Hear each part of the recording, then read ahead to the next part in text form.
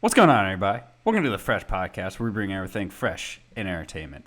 My name is Drew Brumfield, and today we are here talking about one of our favorite space talking games. I'll start a little bit, but it's fine. We're talking about Mass Effect, but not specifically the games. We are going to be rating our favorite companions. We're going to be putting them in a tier list, but I can't do this tier list by myself, because then my opinions would be biased. So I have brought along my two friends, one of them being our resident space nerd, Randy. Randy, how you doing? I'm doing fantastic 'cause I'm so glad to be recording another podcast in my first tier list. I know, it's a great time. We're going to probably be doing more of these in the future. And join with me is tier list veteran himself, Seth. Seth, how you doing? I'm doing great. I feel like I'm about to fulfill my life's purpose right now, which is just talking about Mass Effect and ranking the companions. I feel like all my life it's just been leading up to this moment, so I'm ready. Yes, we are rating the companions. This is the definitive list of who is the best, who is only okay, and who should have been left behind on the suicide mission. This is the undisputed Mass Effect tier list. Everyone else's is wrong of who is the best companion. So, before we get in, a quick little shout outs. First, we want to thank everyone for the love and the great support on our previous tier list. That was me and Seth ranking the bosses in Lies of P. Super fun. That one got a lot of support, a lot of loving comments and a view. So thank you for watching that. And if you haven't seen it yet, I'm sure it'll be in the description of this video. Also, thank you to anyone who watches our YouTube shorts / TikToks. Haven't made a is this still fresh and while, but we will in the future. We have some ideas coming. It's been kind of just some funny little short videos so far, but we still appreciate your guys' support on that.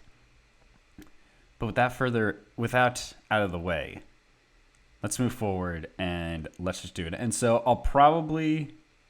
this is a weird order that they're kind of set in right now, but it's kind of random up. So I'm just kind of do it this way. So we'll be jumping around from 1 to 2 to 3 and all that. And I've noticed in this order that we're kind of starting with Randy. Who is this character that we're starting with? This one right here in the front. Who is this? I don't know this character. Who is this? Who? Who is it? Who? All right, running gag fulfilled. Congratulations. Yeah, okay. So we're starting with everyone's favorite space racist, Ashley. Yeah. So what a great one to start with. Is the one at the very beginning of the game of just I just don't like other races, and I feel like it's my government right to say that word. So and Ashley is just that character in Mass Effect 1. Apparently, she does get better in the future games. Apparently, she has a character arc. She's not terrible anymore. But that Mass Effect 1, she's not the best. So we got to be harsh. We got some, top tiers in here. I'm thinking right there. Thoughts, comments, concerns, people. Should I go lower? Should I go higher?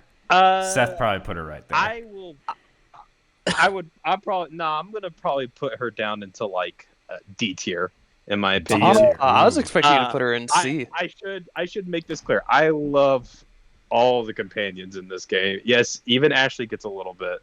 I played this series so much. I've replayed it so many times, so I have a deep love and appreciation for all the characters. That being said, though, because we're doing the rankings, I am going to be extra harsh. So because of that, I think Ashley needs to go into the D tier for a lot of different reasons. I do appreciate that, yes, the space racist stuff, not cool, but also, I do appreciate she undergoes an arc. I don't think it really goes far enough. I also think her backstory is just not as good as the Bioware thought it was going to be. Yes, she is from a family that has a disgraced military record because of her grandfather who surrendered to Turians. And it's the First Contact War, but and she says it impacted her and her family's career, but we never see that ever actually happen. Besides, you like, made it. Yeah, her no one just saying commented it. on it. Like, Yeah. no one's like, "Oh, you're Williams." Yeah, no one that That never happens. Williams. Yeah. Like, no, it never happens. It's just like, yeah, we were disgraced. Were It's you? like, yeah, it's like, are you sure you didn't make this up? So like, are you- I feel it's like like- her backstory. I was just like, you're not disgraced. You're on my ship. You're on arguably the most important ship in the galaxy. Clearly, your record's fine. And then, like, also, like, she's like a gunnery sergeant on Eden Prime, and like she's kind of leading that like kind of group there. And it's like, yeah, like before the invasion, Eden Prime was kind of like just a simple backwater paradise planet, but like she did get a promotion, and it's just like, I don't know. Like, she says one thing about like, oh, me and my family was like treated poorly because of like the sins of like our grandfather, but it's like, I don't see that. No one else ever brings it up. And there's plenty of opportunities for it. You interact with a lot of Alliance members in the first game. Like, not Yeah. even the fucking, like, dickhead admiral that, like, inspects the Normandy and is like, oh, I think it's a piece of shit because it's worked on by Tyrians, whatever. Like, I don't know. Like, I think Ashley's backstory is just not that great. I will give her props that, like, I like her... I do like in Mass Effect 3, her sort of like, she gets a much better relationship with some of the other, like, especially the alien crewmates, especially with like Tally. Weirdly enough, she kind of becomes sort of like her, what's the word? Kind of like her older sister in a sense, where she's kind of very protective of Tally, which is very nice to see. It's such a big improvement over where she was in like the first game. But also, and granted, she's not going to be the only companion we talk about like this. She's just a dickhead to you in Mass Effect 2 if you do save yeah. her. Yeah, like there's that too. Yeah. Just like a, It's just like, why'd I save you? it's like, why save you? Plus, also, it's like you don't have two brain cells to rub together that Shepard knows what he's fucking doing here. It's just like, oh my god.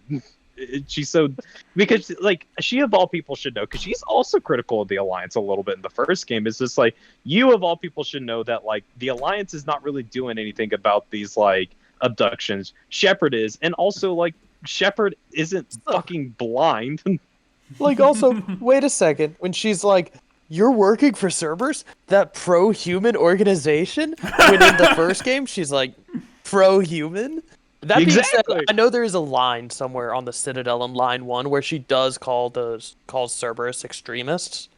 That At and one Terra point- Firma, the like Yeah. that political party, yeah.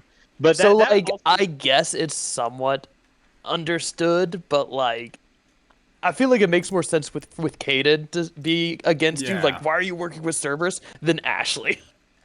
Well, I hate that. And this is minor rant here, but I just hate that part in general because it's like, you two have served with Shepard. You were even with him whenever he went against like Alliance direct orders to keep the Normandy docked and not go after Ilos, you know, to keep going after Saren. Like, so you basically go with him thick and thin. But then he shows up with like Cerberus, and your immediate thought is like, "Oh, you must be a bad guy now." Like, you don't even think like, okay, maybe there's a reason why he would be doing this. It's like soap opera drama where it's just like, it's needless conflict for the sake of conflict. Like, I get a little bit skepticism because it's like, wait, so you... But they don't know that Cerberus, like, basically brought him back from the dead. It's like... Because originally I was like, oh, they think, like, I'm, like, reprogrammed or whatever. But I'm like, no, I'm a human. And they don't know that. They don't they don't know that they, like, put me back together. They also don't give you a chance to explain it. They either. don't give... Yeah, I Like, can't explain that. They just immediately see, like, Cerberus? Screw you, Shepard! Like, whoa. Did I save your life? Which either one I'm talking to? Exactly. Like, Yeah. it's like, oh, that's why I just hate that. I hate that part on Horizon so much. Just because it feels like needlessly dumb on their part. Like, yeah, I did not like that. Yeah. So yeah, Ashley's D tier. Also, like, as a companion and in gameplay in both like 1 and 3 where you do get her as a companion, she's just not very interesting gameplay wise. Like, I I mean, mean, that's she's the a curse. basic soldier. Yeah, that's the curse. She's a soldier, so it's like, unfortunately, yeah. If your deal is just like I shoot gun and I can shoot gun better sometimes, it's like, all right, cool, that's it. So yeah, I think Ashley's D tier in my mind. I think I agree.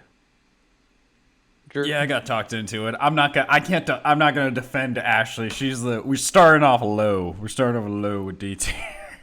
So, So, because that's we what brought she him thinks. up, do we want to go ahead and rank Caden as well? Now we'll save that. We'll save I that think for that's later. fair. Oh, We'll okay. save it. We'll do it now. All right, we'll just Go. do it now. Yeah, let's do it. Let's do it now. Okay, we do it live. Frick it, do it now. Caden, S tier. He gets headaches.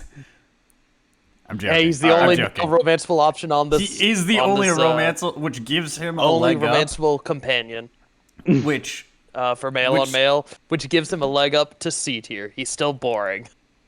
I is. agree with C tier. Yeah, I no, he absolutely do is. agree with it. He's I'm he's trying to better remember than on my Ash. first playthrough if I even. No, I didn't. On my first playthrough of Mass Effect, I didn't romance anyone in 1 because there was literally no male on male options. No one in 2 because same thing. I get to 3, and then Caden's like, "Hey," and I'm like, "What do you mean, hey?" And I'm like, "Go away." And then I romance Cortez because he's literally he is the other Cortez is option, but at cool. least he shows emotion. Like Yeah, he shows I like emotion, and Cortez. I feel like his. I guess his dealing He with has grief an emotional is, spectrum. is yeah. He's not Caden. Is his biggest strength. Yeah, Caden's biggest sin, he's Canadian. Yeah. There's nothing wrong with being Canadian. Wow. That's a little wrong with it. But so Caden is okay. But we're dogging on him a lot. But he's fine.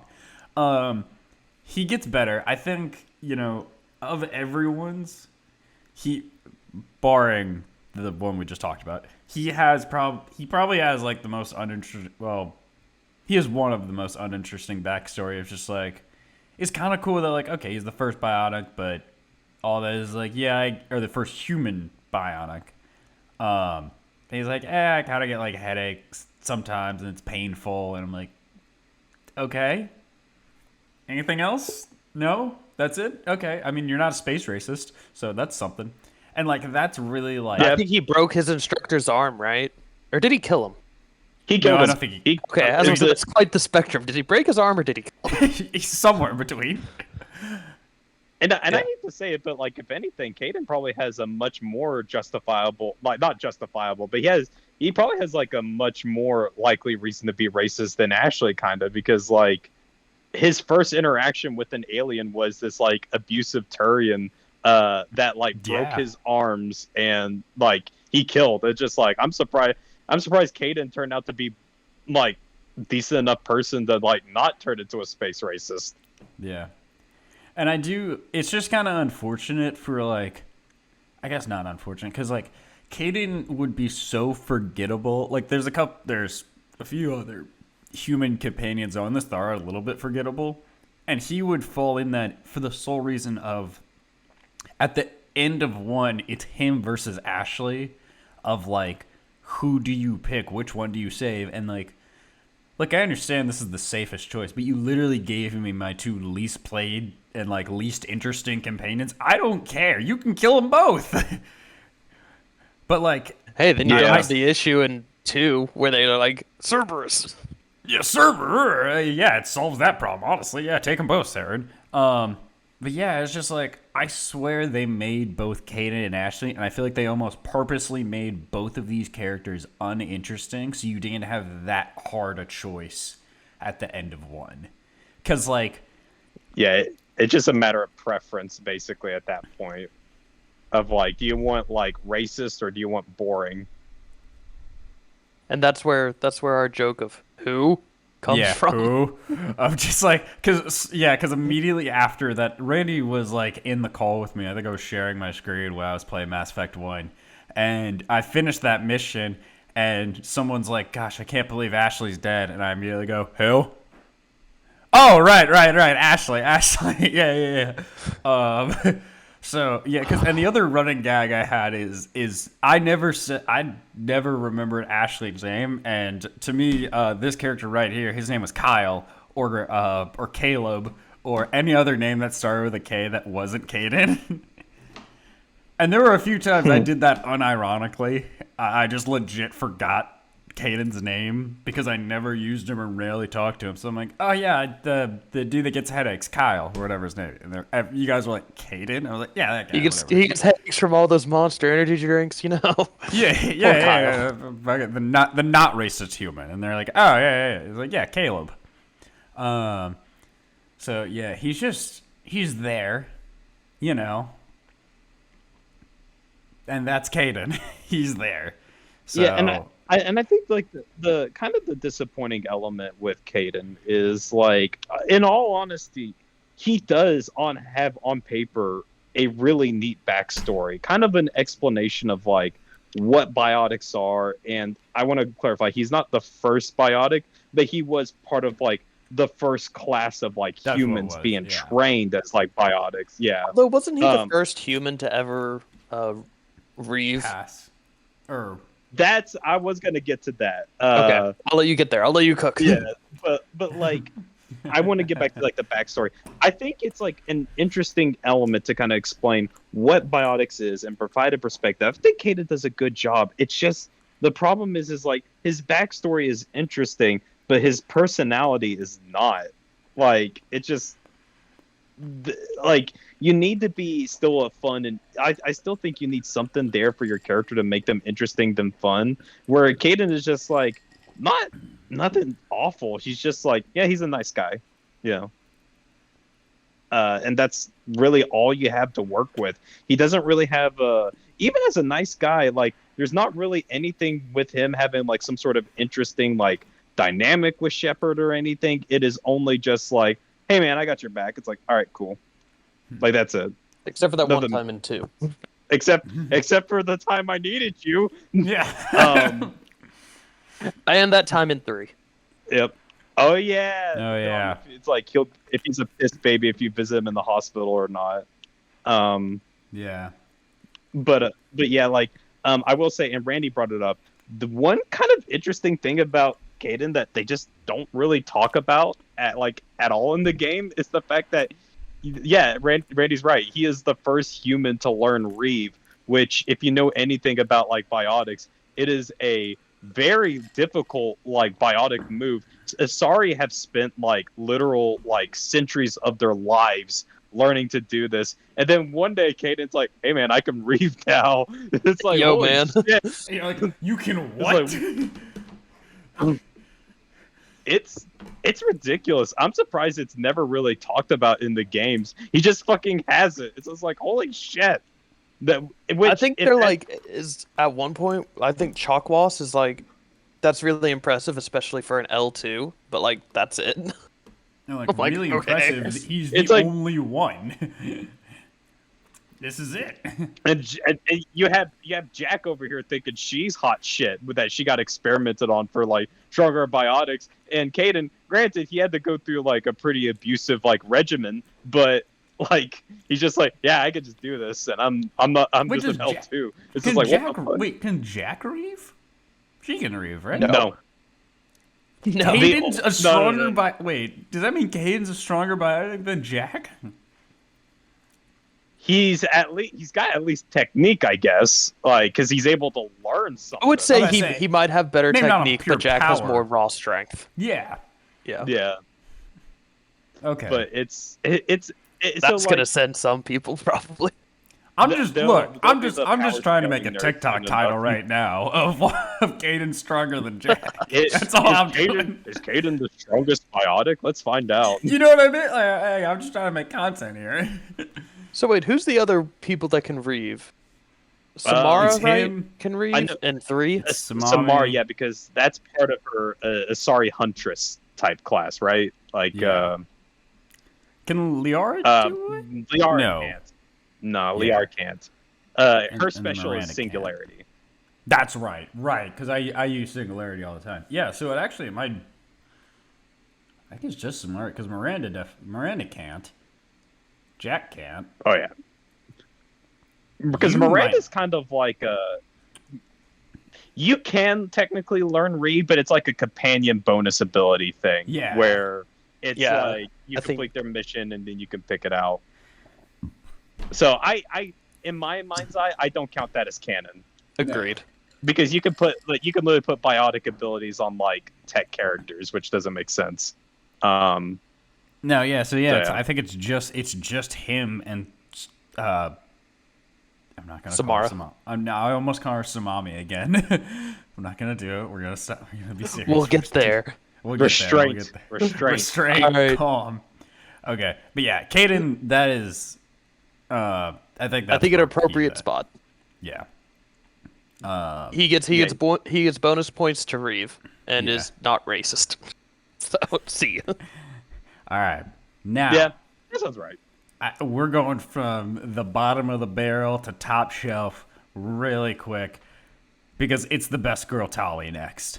I have my thoughts, and I know exactly where I'm putting her, but I want to get your guys' thoughts before I throw her on here. Where are your guys' heads at? Randy? Okay. Randy can go Yeah. first. Yeah, we'll let Randy So- go first. Yeah. I had never experienced Tally's romance until my boyfriend played, and I think that gives her a lot of bonus points. I think probably without experiencing her romance, I would probably put her in A tier, personally. She's fun, and I feel like she does have some like guts to her in regards to for her loyalty mission and stuff like that. If you like don't do as she asks and stuff like that, like she fucking confronts you about it and is like, "What the fuck, Shepard?" And but I feel, and I think she's very cute and innocent, which is nice. But I feel other than kind of a exposition dump, at least in the early games, like 1 for the most part, maybe a little bit of 2. For an exposition dump in regards to the Geth and Quarian culture. Well, I guess all the aliens are kind of a little bit of an exposition dump of alien culture, so I guess I can't hold that against her. I mean, you can if you want to. I mean, you I can. But completely then I get have to where you're hold coming everyone from. against it. So like, Yeah. Because I mean, everyone that's represents just for world building. Yeah, That's there for everyone's world supposed building, to so like it's represent fine. everything It's fine. else. Never mind. But But yeah, I think I'd put her in A class. Or A tier personally. I think with that romance, it's just like it's really high A or maybe low S for me personally. so, well, I'll let Seth talk. Seth was about to say something. I kind of have to agree with Randy because, like, don't get me wrong, Tally is like my favorite. And I still character. really like her, and it's really cool, like kind of cute with kind of her exposition about the flotilla and how she has a thing about like in Ouch. the Normandy SR1, she's like always in the engine room, and she liked sleeping back there, listening to the hum of the engines. And then in 2, she's like, I can't sleep back here. Like it's too quiet. Yeah, That is a cool The touch, engine Which runs kind of too reminds her smoothly. of like the flotilla, because the flotilla is a lot of like scrap Yeah. pieces of The shipping and stuff engine's put too together. They got to smooth, make It doesn't make noise. Yeah. yeah, That's which is problem. nice. It's a nice moment, which is Yeah. one of the reasons I raise her up. So, but Mm-hmm. go ahead, Seth. I think I'm gonna have to agree with Randy on this. It's like with romance, S tier for sure. She wasn't my Yeah. first romance character in the game, but she is definitely my favorite out of all the ones I've done in the Mass Effect series. I just love her dynamic with Shepard. I like how much she grows up from the first game into finally the third game, where she kind of starts off as like a bit naive. She definitely has like a little bit of like hero worship of like Shepard in the first game, and then she graduates from that in like 2 and 3. She takes up a more like leadership role. I also like her. I mean, hell, she growth becomes with- an admiral. yeah, Yeah. exactly. And I like, oh god, there's so much to talk about. Like her, how much she grows also with her perspective on the Geth between 2 and 3 is awesome. Like how much she becomes way more open-minded about it, especially with her interactions with Legion. It's Mm. it's so good. And I she forms like I think that's what makes her so good is that her dynamic with Shepard is great. And plus, like, kind of the big subplot that's moving through the Mass Effect series is the Geth Quarian subplot, and she is a really key player into that, adding character and perspective to that story. So that's awesome. Uh, I really loved the story with her loyalty mission in Mass Effect 2, especially dealing with like her father and what he was up to, and kind of how she basically sort of has to like not only grieve the loss of her father, but also sort of have to bear the weight of his sins. Yeah, Is realize he Yeah. wasn't the same man that she thought he was. 100% anyway.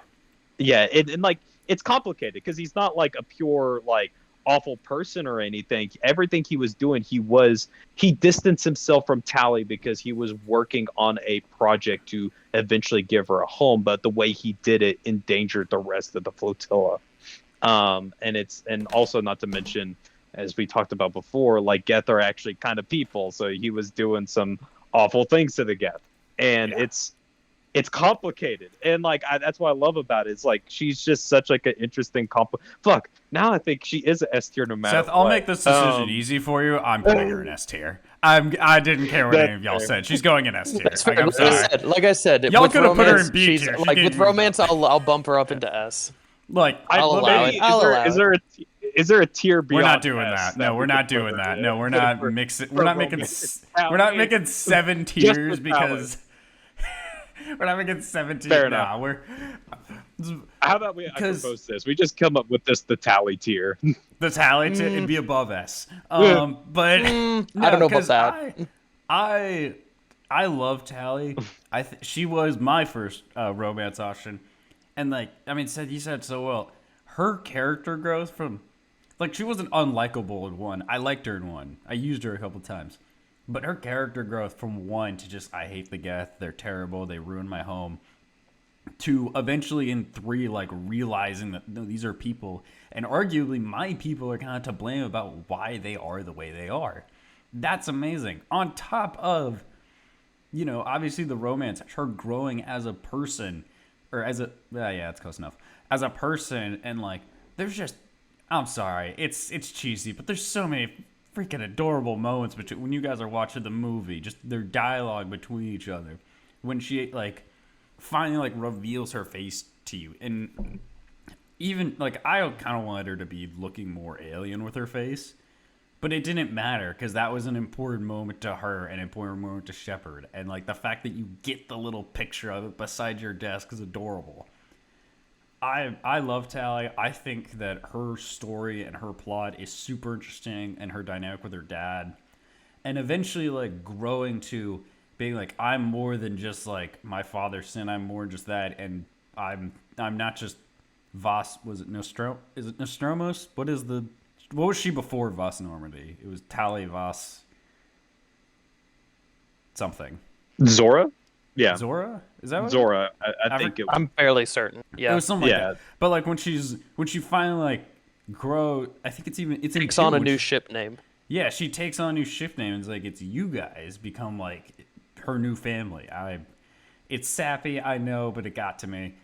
I don't think Tally is the best companion, but like seeing her in A tier would feel wrong to me. Maybe just me.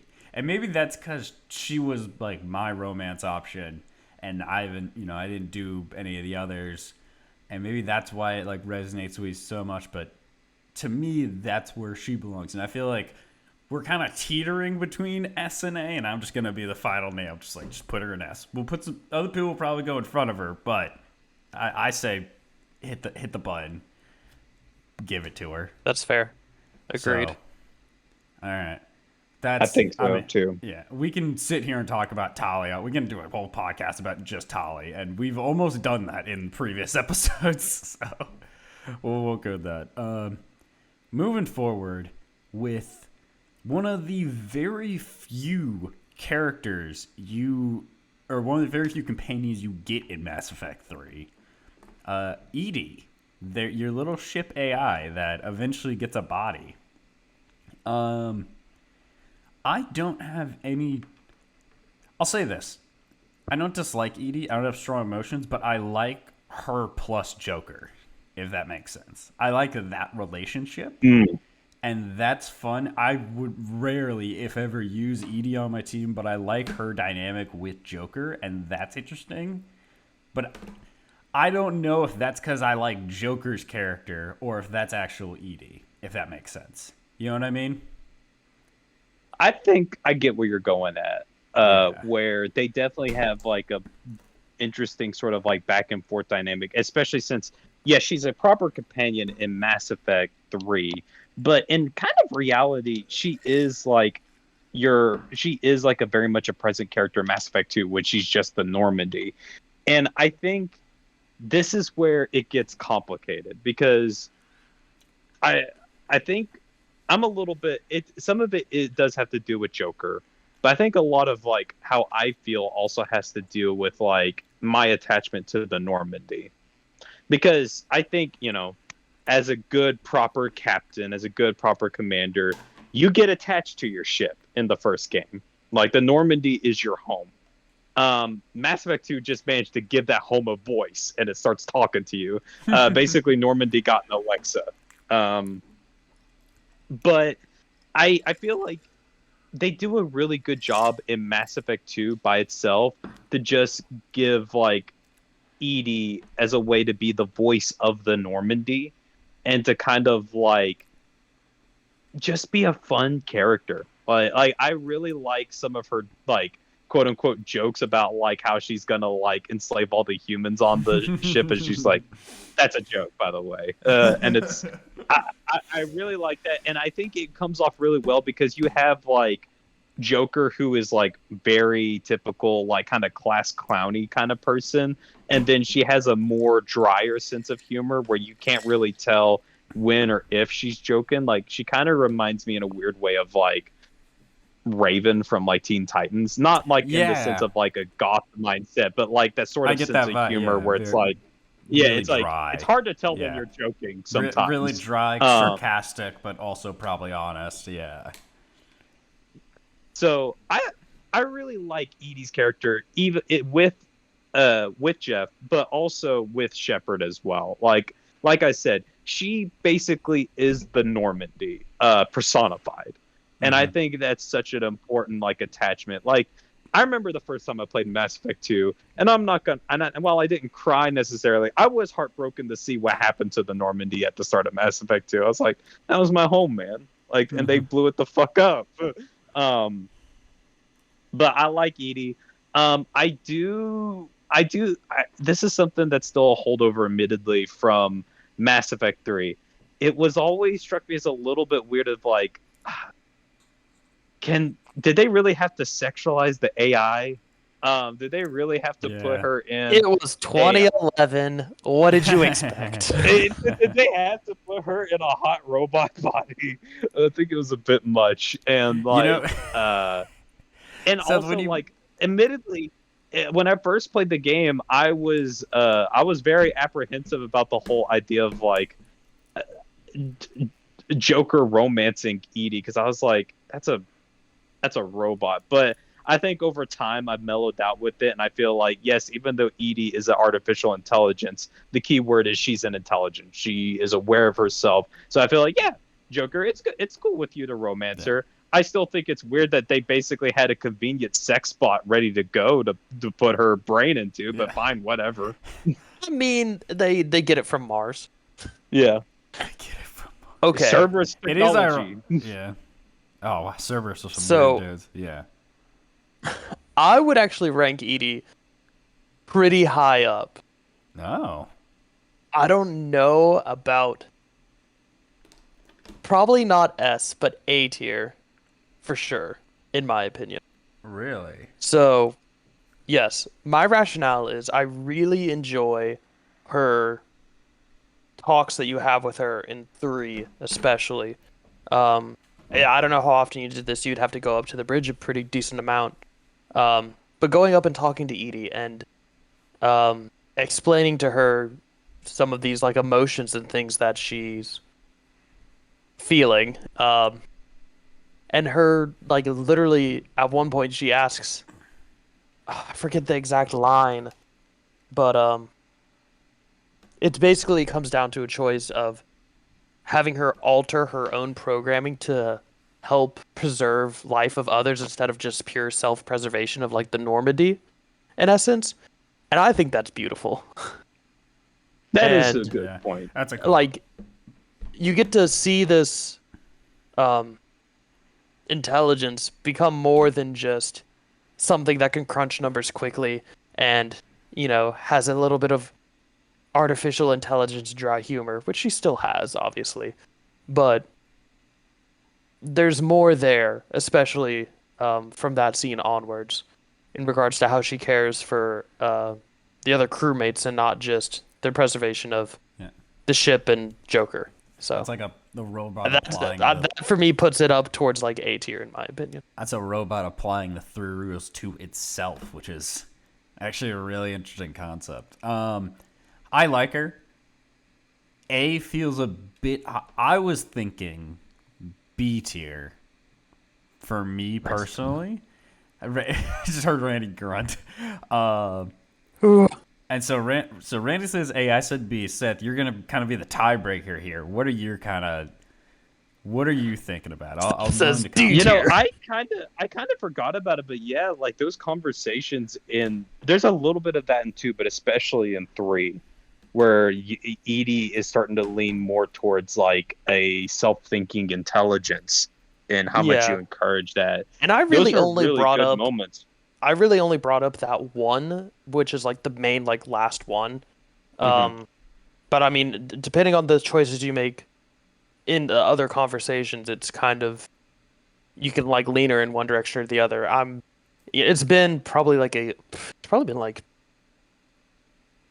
about a year or more since I last played this game, so apologies for not perfectly remembering all the talks you have with her. But You Right. don't play Well, this game I do once remember. every year.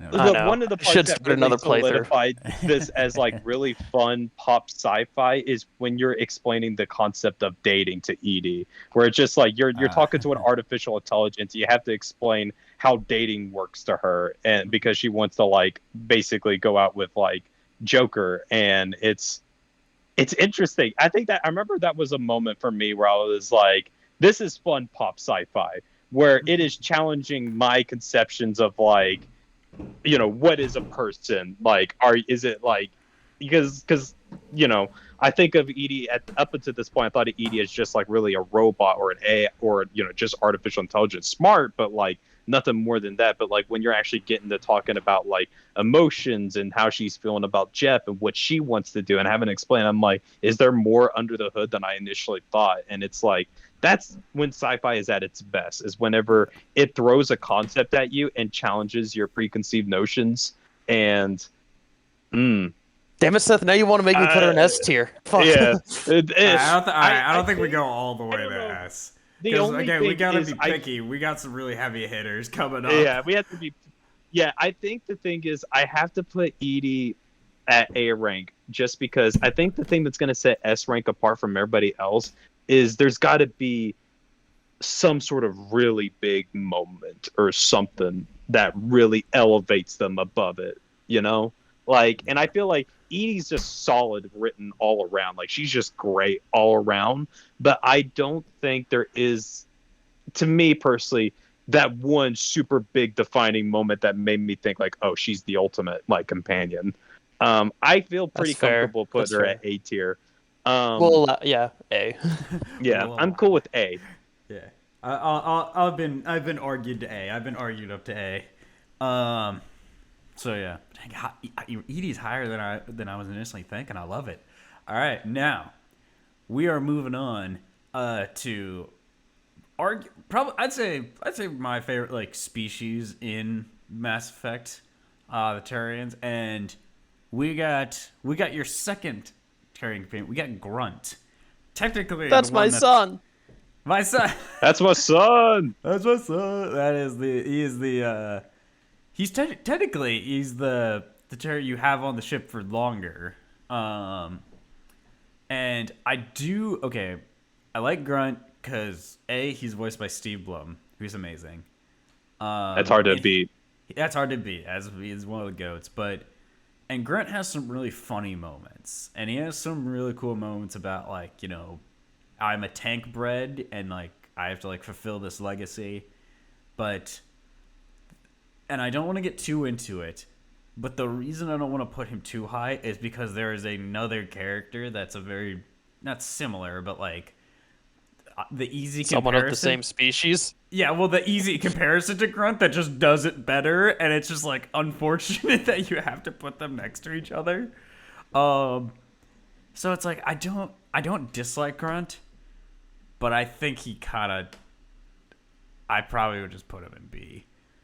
Like he's great, and I'm thinking of all the moments you have with him, and the missions, and especially like during the in Mass Effect 3, where like you have to explain to the cop like all this wild stuff that he did, and he's arguably one of the funniest companions you have. But I don't know if I never got super like emotional with his like storyline, if that makes sense. I don't know. What are your guys' thoughts? Oh man, I kind of feel like I'm in the same boat here as Drew too, because it's like, don't get me wrong, I love Grunt a lot of the same reasons that Drew has just mentioned why he loves Grunt. I think it's an interesting perspective where basically, yeah, you do have like a overgrown like battle lizard as your fucking child, and his whole quest, and his loyalty mission is great. I love it. It brings you back together with Rex, and it's sort of like Rex sort of testing this new blood out, and you get to fight. You get this big fight, and then you have to finally fight the Thresher Maw at the end. It's like, oh, it's such a cool fucking mission, and it's such good world building about like the Krogan people. God, it's so neat, and I love like Grunt's personality, where he's just a big dumb kid that just wants to fight and have fun, and it's just like I appreciate that. That's my son. He's also that's my son. Like, oh my god, the Citadel DLC when you have to bail him out of trouble is fucking great. It's so good. It's so good. And so that's what makes this tough. But I kind of feel like I said I would be harsher here. On a day that I was a little bit more lenient, I would probably bump Grunt to an A tier, but I think I'm gonna have to just put with B tier. And unfortunately, it's because it's nothing really against Grunt himself. He just had really tough shoes to in Mass Effect 2 especially. He had really big shoes to fill. That's Even when you're describing Grunt's best moments, one of his best moments is that it brings you closer to Rex. Yeah. You know what I mean? Like, although you do get a like a really nice end in 3. Like it is nice to see his progression from being like this unruly child basically to where at least in his mission in 3, like he's actually leading Arlac company, and I think especially towards the end of it where he's like, I'm gonna buy you time to get out of here. It's what a good like warrior would do for his team. Basically, I'm just like, my son. Nice, my son. That is true. That's such a good fucking moment there. I do agree that it's B team just because he has really big shoes to fill, but I love my son. Yeah, I agree with Randy. I think also last love thing my I'll son. say about Grunt is, you know what I think would benefit him, and it's just because he came in 2. And this might be wrong, but like the way I see Grunt is in the first game, he's a giant child, a lizard child with a shotgun, and that's funny. And then the second game, he's a lizard angsty teenager with a shotgun, which is still funny. But I don't think he ever had that like I mean what Randy just described is probably his most mature moment. But I don't think there was ever really a moment, and maybe it was a thing that's just like maybe one more game. Maybe he just needed the trilogy. You never really got him like fully matured and fully like, I'm in my own shoes, I'm doing my own thing. You kind of get that when he's like, I got my own squad, but it's like, hey, dude, that squad's gonna not make it, and you're immediately gonna join me. So he's good. Again, big shoes to fill, and maybe in a future game he can get moved up. But I think right now he's B tier.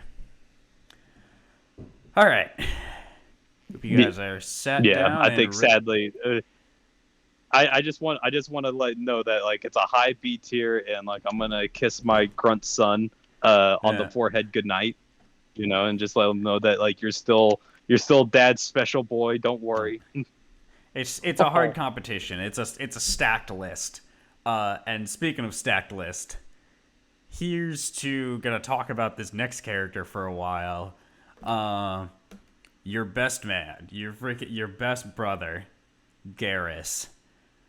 Just gonna put him right here. Or your best romance. Or your That's my man. If you're them. That's my husband. That's my man. The Is that your man right there? The only reason I'm thinking about doing a female playthrough is so I can let the homie hit, and that is not. That is an Gotta let the homie hit, man. Garrus needs some love. Anyway, yeah, Garrus is great. I'm putting him in S tier. Convince me otherwise. Like I'm sitting at the bench right now. It's the sign, just like I'll argue Garrus is the best character. Try to convince me otherwise. Go. Silence amongst the crowd. Okay. I don't know if it's possible. You don't actually have to convince me otherwise. Just like thoughts on Garrus. Yeah. I will actually, as much as I love Garrus, that's my man. That is my man. I feel like in regards to him, no. In regards to some of his arc, it feels like it kind of goes back and forth. And he doesn't have as much of a, hey, what the fuck, Shepard, in regards to some of his loyalty missions. It's more of a, like, especially in 3, it's just like, you let Sidonus go, he's cool, he's happy with it. You kill Sidonus, he's cool, he's happy with it. It feels like it didn't really matter the outcome at all. And it feels like he doesn't have a point where he's just like, hey, Shepard, like, fuck you, this is really important to me. He's always just like, if that's what you think is best. Sometimes. That being said, I do really enjoy what he has in regards to gameplay wise.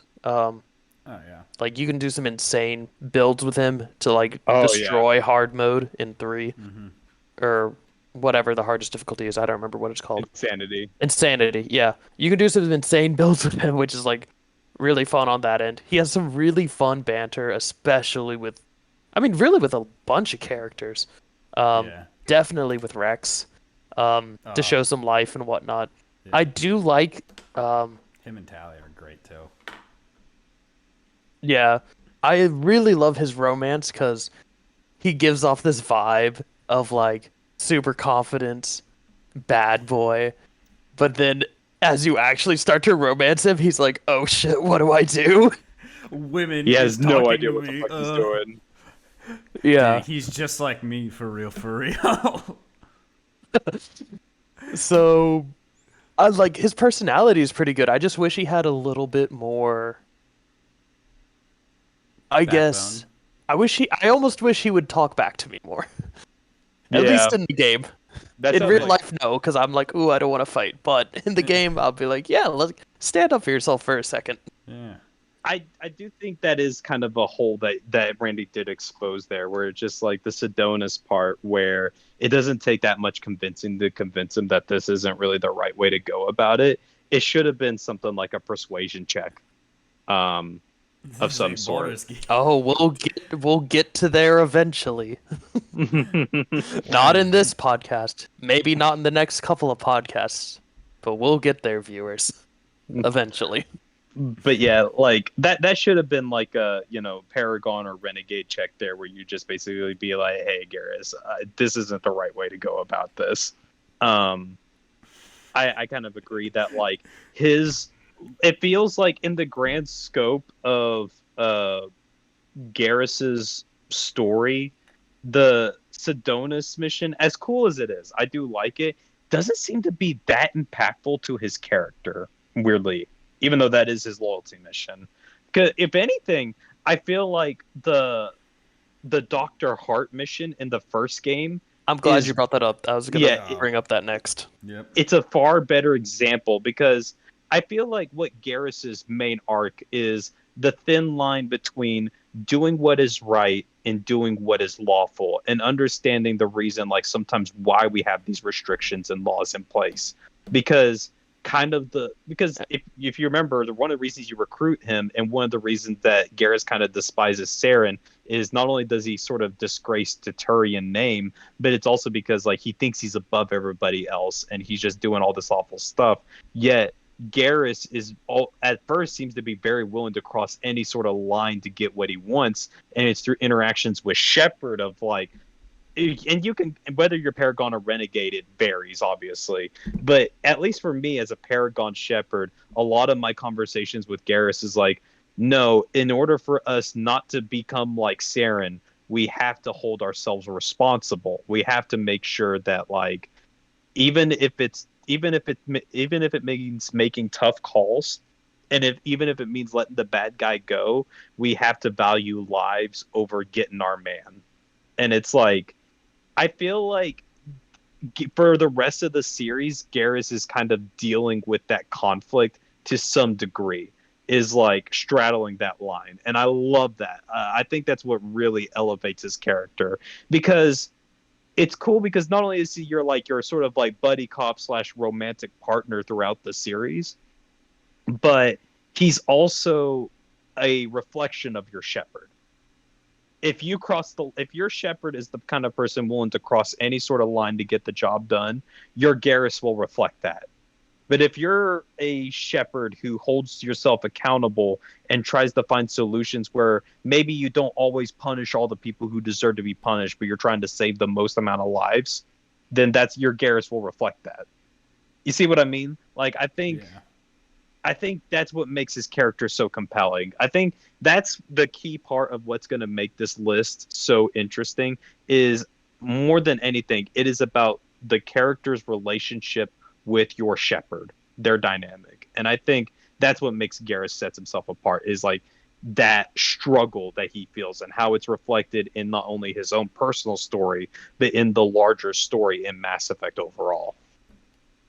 Yeah, he's a reflection of you and like the decisions that you have been making or will make, and like it's Garrus is great because I mean, like I feel like I'm about to repeat what Seth just said, but like he's great because he has his own story, but I think it also kind of forces the player to when they see Garrus make actions and kind of like piggyback off what Shepard's doing, it like forces you, the human, to like reflect on what you've been doing. It's like, is this the path I want to take? Is this kind of where we should be going right now, or are we taking this too far? If that makes sense. So Yeah. yeah, yeah, he's And plus, also, like as Randy put it out, his romance is great. Yeah, he is just my like man. he just like That's for a my guy man. who just like she had endurance, I had reach. For a guy who said that fucking line, he's just a fucking bro. How dork. do you have that? He's kind such of a dork range? who's just like, can it come back? I'm in the middle of some calibrations, and I'm just like, mood.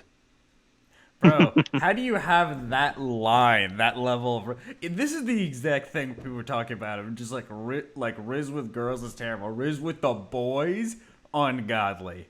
Cause Garrus easily rizzes up the male shepherd because he's just messing with the bros. Your little sniping mission is adorable, and I was like, yeah, no, but he's not. You can't. That's the only thing that like really for God me dang would it. like Fucking BioWare 2011. yeah. I'd say BioWare. Chances, I think I've It heard might have been that they were gonna allow for more characters, but EA was like, that won't sell. But I don't remember. Yeah, I could be pulling that completely out of my ass. And then you look at what I Baldur's, definitely like we said, Baldur's Gate's doing. That's doing phenomenal. You can screw everyone. You can screw the animals if you want to. You weirdos. we've had yeah, I've definitely had like conversations about this before, but like even sort of briefly going back to Caden, I definitely think he was meant to be like a gay romance option, and they just cut that out because it was 2007 and it was awful. It was 2007. There's two that you It was get in a sense there. It's 2007. 2007. They were going to be worried that they were going to get some sort of backlash, and all that happened was Fox News for a brief time got really mad that there were sex scenes in like Mass Effect, and if anything, that drove sales up even higher. So they might as well have just went with the gay sex scene. It might. Yeah, it's publicity anyway. Yeah, I haven't heard like Garrus is great. I don't think I have arguments that to bring him down a tier. Like, and I do agree with Randy where it's like, yeah, his loyalty mission's a bit weird, and he doesn't take a lot of convincing, but the main story mission's great. He has, great missions like dialogue, whatever, and he's like, these two right here were like these were like the goats all the way from day one. Of like these two were always on the squad of Tally and Garrus. It feels right putting them right next to each other. And I'm gonna leave them there until you guys tell me to move them. All right. I think I feel I think we're comfortable staying. with that. Yeah. All right. Yeah. Moving along. All right. Can you add another tier? Where? Right below D. Randy, okay, before you're gonna say what you're gonna say, this is the one black character in the one black companion in Mass Effect. So before you're gonna say that, maybe just He's gonna get his own special tier called Jacob. Jacob. Jacob is pretty Jacob. low. Damn. Dang, what's with the Jacob hate, mate? He's just All right. really boring. I'm sorry. I mean, you're not wrong. I mean, no, yeah, And he's not even fun in gameplay either. He's boring, but like at the same time, I mean, to be fair, we have Caden here in C tier. Yeah, like I don't hate him more or less than Caden. I don't think he's better or worse than Caden, but like he's there, like Yeah. Okay, Like, well, we can 'cause put him it's- in C for his Mass Effect 2 loyalty mission. His I don't know, I mission almost is wanna kind of bring it- fucking cool. I almost want to bring it back down for like Mass Effect 3 because so if he's I not haven't even like done a real this, but- companion in 3 though. Oh, well, okay, never mind. Right? he has a mission, but like We're taking everything into account because No, that's fair. That's fair. Because in Mass Effect 3, so I haven't done this, but if you romance him in Mass Effect 2, he cheats on you and leaves you in Mass Effect 3. yeah, I didn't know yeah, this. that's true. I didn't know that he was a cheater. Yeah, he does. He will cheat on your ass. Yeah, he cheats on you and leaves you and is just like, and apparently the person he's like in the normal, if you like, you don't romance him at all and you Yeah. can do through his mission in Mass Effect 3, the person he's with just like treats you like, normal and is helpful. But then if it's the person he cheated on you with, they're like super mean to you and shit. What the hell? You were the home wrecker. Nah, I didn't know that. All right, he's going with the racist. He's Damn. Ooh, that's a bad combo. Ooh, wait a minute. If we want, we can put him in C because I do actually like his. Well, it's not even because of him. It's because of his dad. His loyalty mission is interesting because of his father. I think It's not because of him. And like, I guess his reaction at the end is pretty decent. I guess. Of just being like, "You're not the man I thought you were. My father would have done this. He wouldn't have waited so long to send out that signal. You're dead to me." And I'm just like, I mean, go off, I guess. Go off. I guess. But I don't know. His loyalty mission is interesting because of his dad, not because of him. Yeah. Yeah, but like I feel like if we're gonna take everything holistically, I would count the loyalty mission as part of the ranking to impact them because I'm personally doing that. Where it's Well, just like yeah. I mean, how much I that's because enjoyed what or else would like we your base them loyalty on? mission. Yeah. Yeah, so but I get what Randy's saying though, with him because he's oh god, he's a tough character to talk about because he's kind of like Caden 2.0. He's sort Yeah. of like boring again. The one thing I liked about him, and I will still stand by this, is that I do appreciate that he is the companion that is very straightforward with Shepard about, hey, um, this is.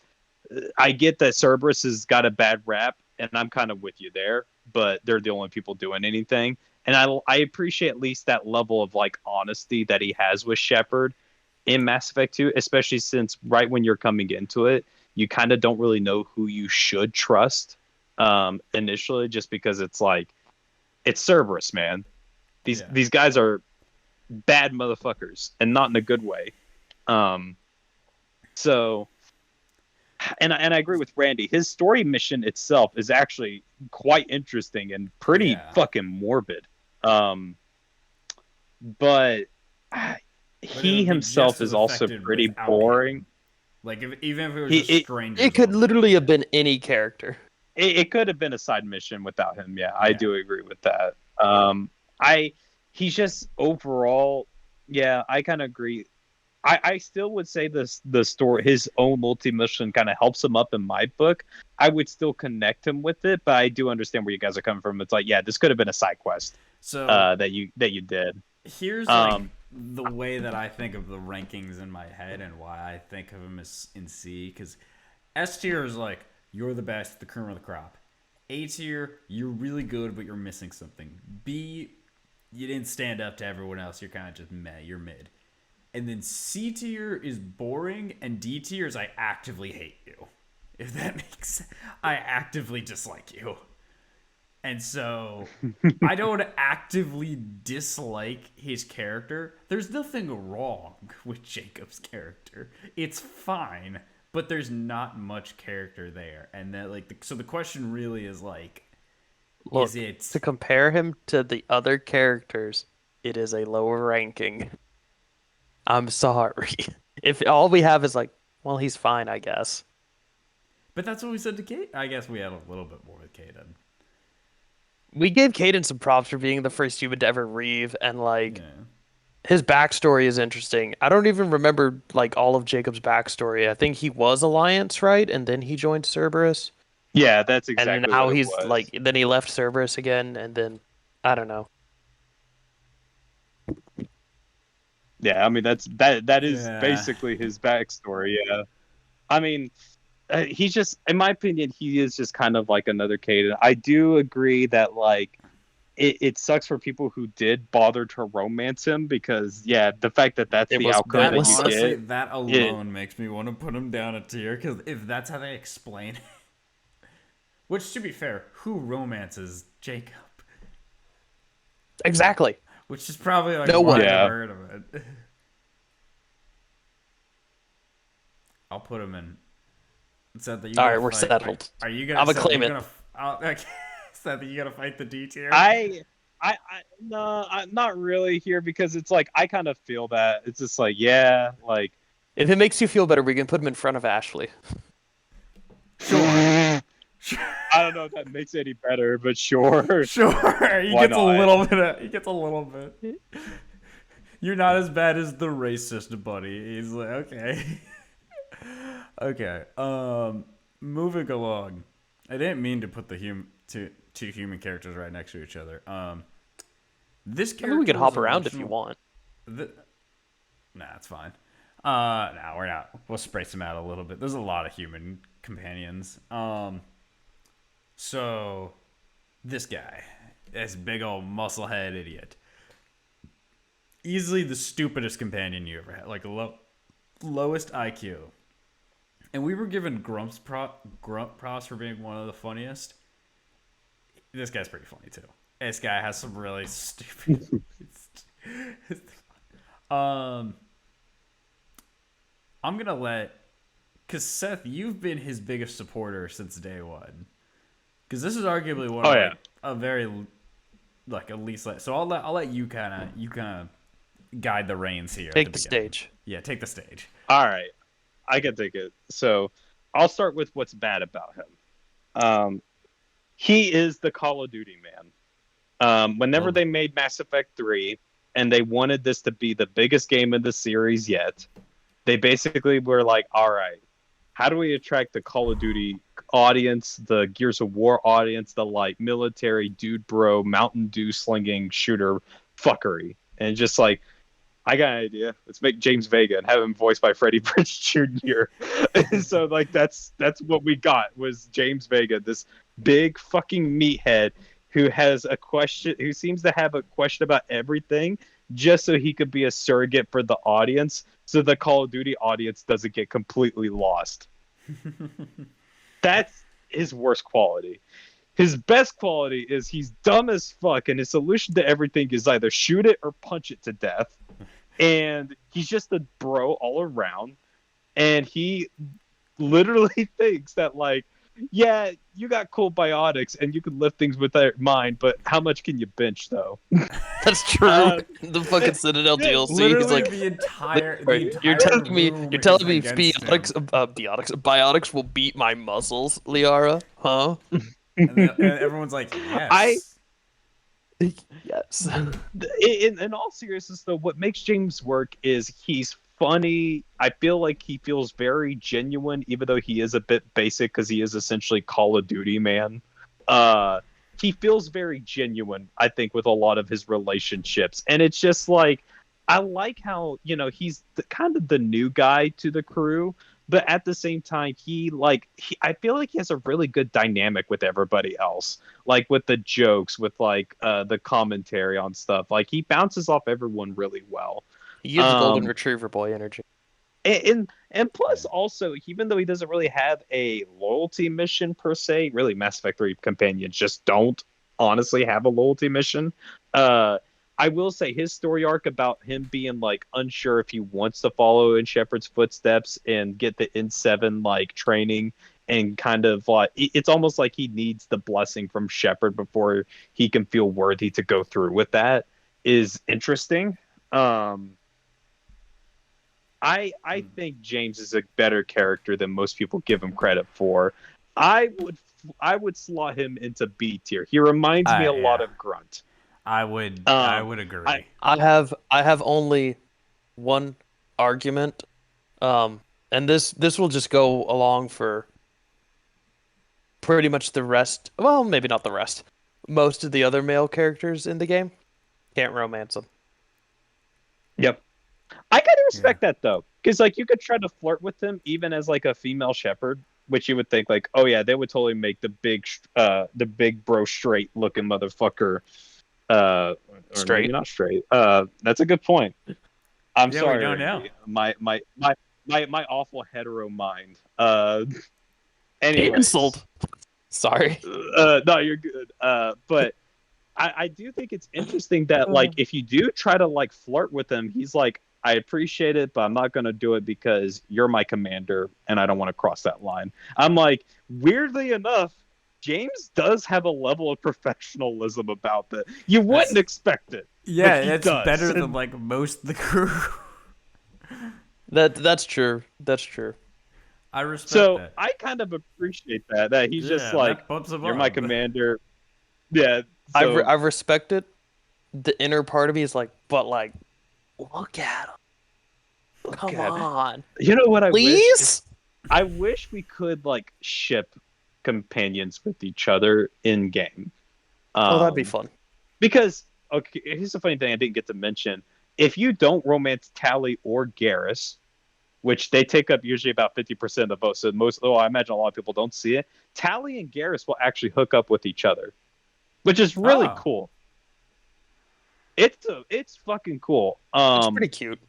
I didn't know that. That's and I'm adorable. like, because that happens, I'm like, damn, I wish that would happen with some of the other companions too. I don't know who goes with James though.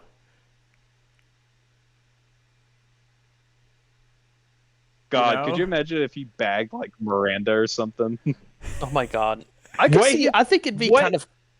What if he got fucking Samara, bro? What if he Bro, was the one? Doesn't he hit on Samara in the Citadel DLC?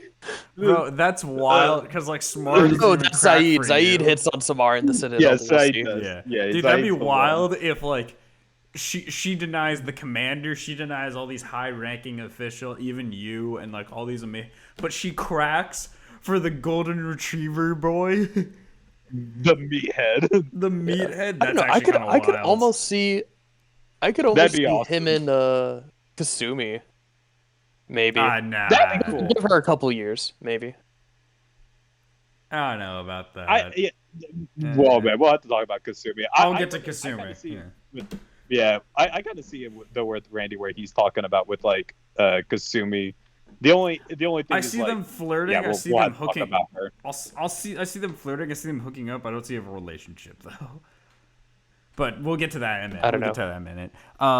Yeah, the thing that like, because the reason I feel like a lot of people don't like James, and I also kind of agree with it at the very start, is because he's the first one to be like, "Ugh, screw you, you're not important," and you're like, "I have saved the galaxy twice already, motherfucker, and I'm going on 3. Like, what do you mean I'm not that dude? Like, I am that guy. I am the definition of that guy. Do you enjoy living in this galaxy? You're welcome twice over. Like, fuck you. Like, no, I'm not like, you don't get to like talk down to me. No, you're gonna call me Commander, dickhead now. But like, playing through the game, like, Pendejo. Yeah. yeah, it's like, you're not gonna call me that shit. Fuck you. I'm even doing a paragon. You're not calling me that shit. You're calling me Commander, motherfucker. After that, and you play through the game, and he's just like, he's such a lovable idiot, and he's such a nice breath of like, other than Grunt, everyone on this list is very serious, very like, we're at the state of the galaxy, and I represent, our race of people, and yada yada. It's nice to have one dude that's just like, I have no idea how to work this console. Figure it out. Just starts kicking it, and just like. His And most legendary moment. It's nice just to have like the meathead to kind of break up the pile and just kind of break up all the seriousness of it. He's nice. I like that he's different. I like that he's in this game. But yeah, I don't think he gets above B tier. I think that's fair. I think that's a good tier to have him at. B tier is like, he may not be anyone's favorite companion, but my God, is he a great time? He's a good. That's fair. I mean, I don't have really much of anything to add, so Yeah. I won't add anything other than just like, he's really good eye candy. Yeah. But that's it. He is that. He is that. And then Alright. what you guys said works out. So B. Sure. So moving on to the character that should have been in the base game, but technically a DLC character. But now in the Legendary Edition, it's fine. So boom. Yes, the alien with a Jamaican accent. The Javik. Javik. Javik. Mispronouncing it again. But yeah, your first Prothean, and the only Prothean in this world currently that's alive. He's really interesting as a character, and especially like the way he bounces off people. And I think what's super interesting about him is like Protheans up to this point have been put up to like godhood of just like they were so advanced, they were so, a lot of this is coming from Liara, by the way, of just like they had all this technology, they were so close to being the Reapers, they almost did. And you finally get to meet one, you're like, oh, he's amazing, and he's a space racist. He's like, fuck you guys, you all lower life forms. Actually, no, he's not a space racist because he hates everyone equally. So I don't even know if racist could be described that way, but he is. And you kind of realize of just like, oh, Protheans weren't all powerful. The reason they were the top dogs because they enslaved everyone that was a lower species than them, which is everyone else. So it really kind of opens the window to like, here's the picturesque history, here's the reality of what it really looked like. And that makes that character super interesting of just him getting put in the modern day, and you have to ask for his help. You have to because it's the end of the world. But it's like, damn, this dude's a dick. When you first meet him, this guy's an asshole. Holy shit, this guy's a dick. But that's so interesting to me for some reason. I was like, yeah, Yeah, he if they would would have made be, him would just he? like, yeah, he totally would be. And like, also, if they just made him the exact way we've been hearing of the Protheans from Liara, and everyone else just being like, oh, they were these great beings that were so advanced. If he just showed up and just fixed the plot in Mass Effect 3, this would be so fucking boring. Yeah, if he just like It would here's be. the answer. But like, no, you get Yeah, to him he and just he's shows like, up and he's I like, don't know dude, the I know answer. nothing about the Crucible, but like, I got a gun. Yeah, and you're like, can you help us? You're the closest to solve it. And he's like, we still lost. I think you forgot that we still got wiped out. It's like, yeah, good point. Yeah, you didn't. But I could shoot things. I'm like, well, we can always use more of those guys. He's got a So, cool gun that he gives you. he's got a laser gun. It's fun, and he's actually okay. We don't talk about gameplay a lot because really, who cares about Mass Effect gameplay? I said it. He actually is a really fun companion to have gameplay wise. He has a lot of really cool abilities. I think the gameplay of Mass Effect 2 and 3 are great. Eat my ass. It gets overshadowed. But Yeah, go but ahead. but like I think like a lot of what you said is like Javik provides a very interesting perspective on like the Proteans, this sort of like mysterious kind of race of like aliens that we've never gotten a proper idea of what they were like until now. And it's just such a stark contrast of what we had built up inside our heads. So I think it's really cool. I personally love Javik. And I know we've talked about it before on this podcast. Once again, he is a reflection of a shepherd who has lost, and seen the shit and seen the most extreme of like how far the Reapers will take it.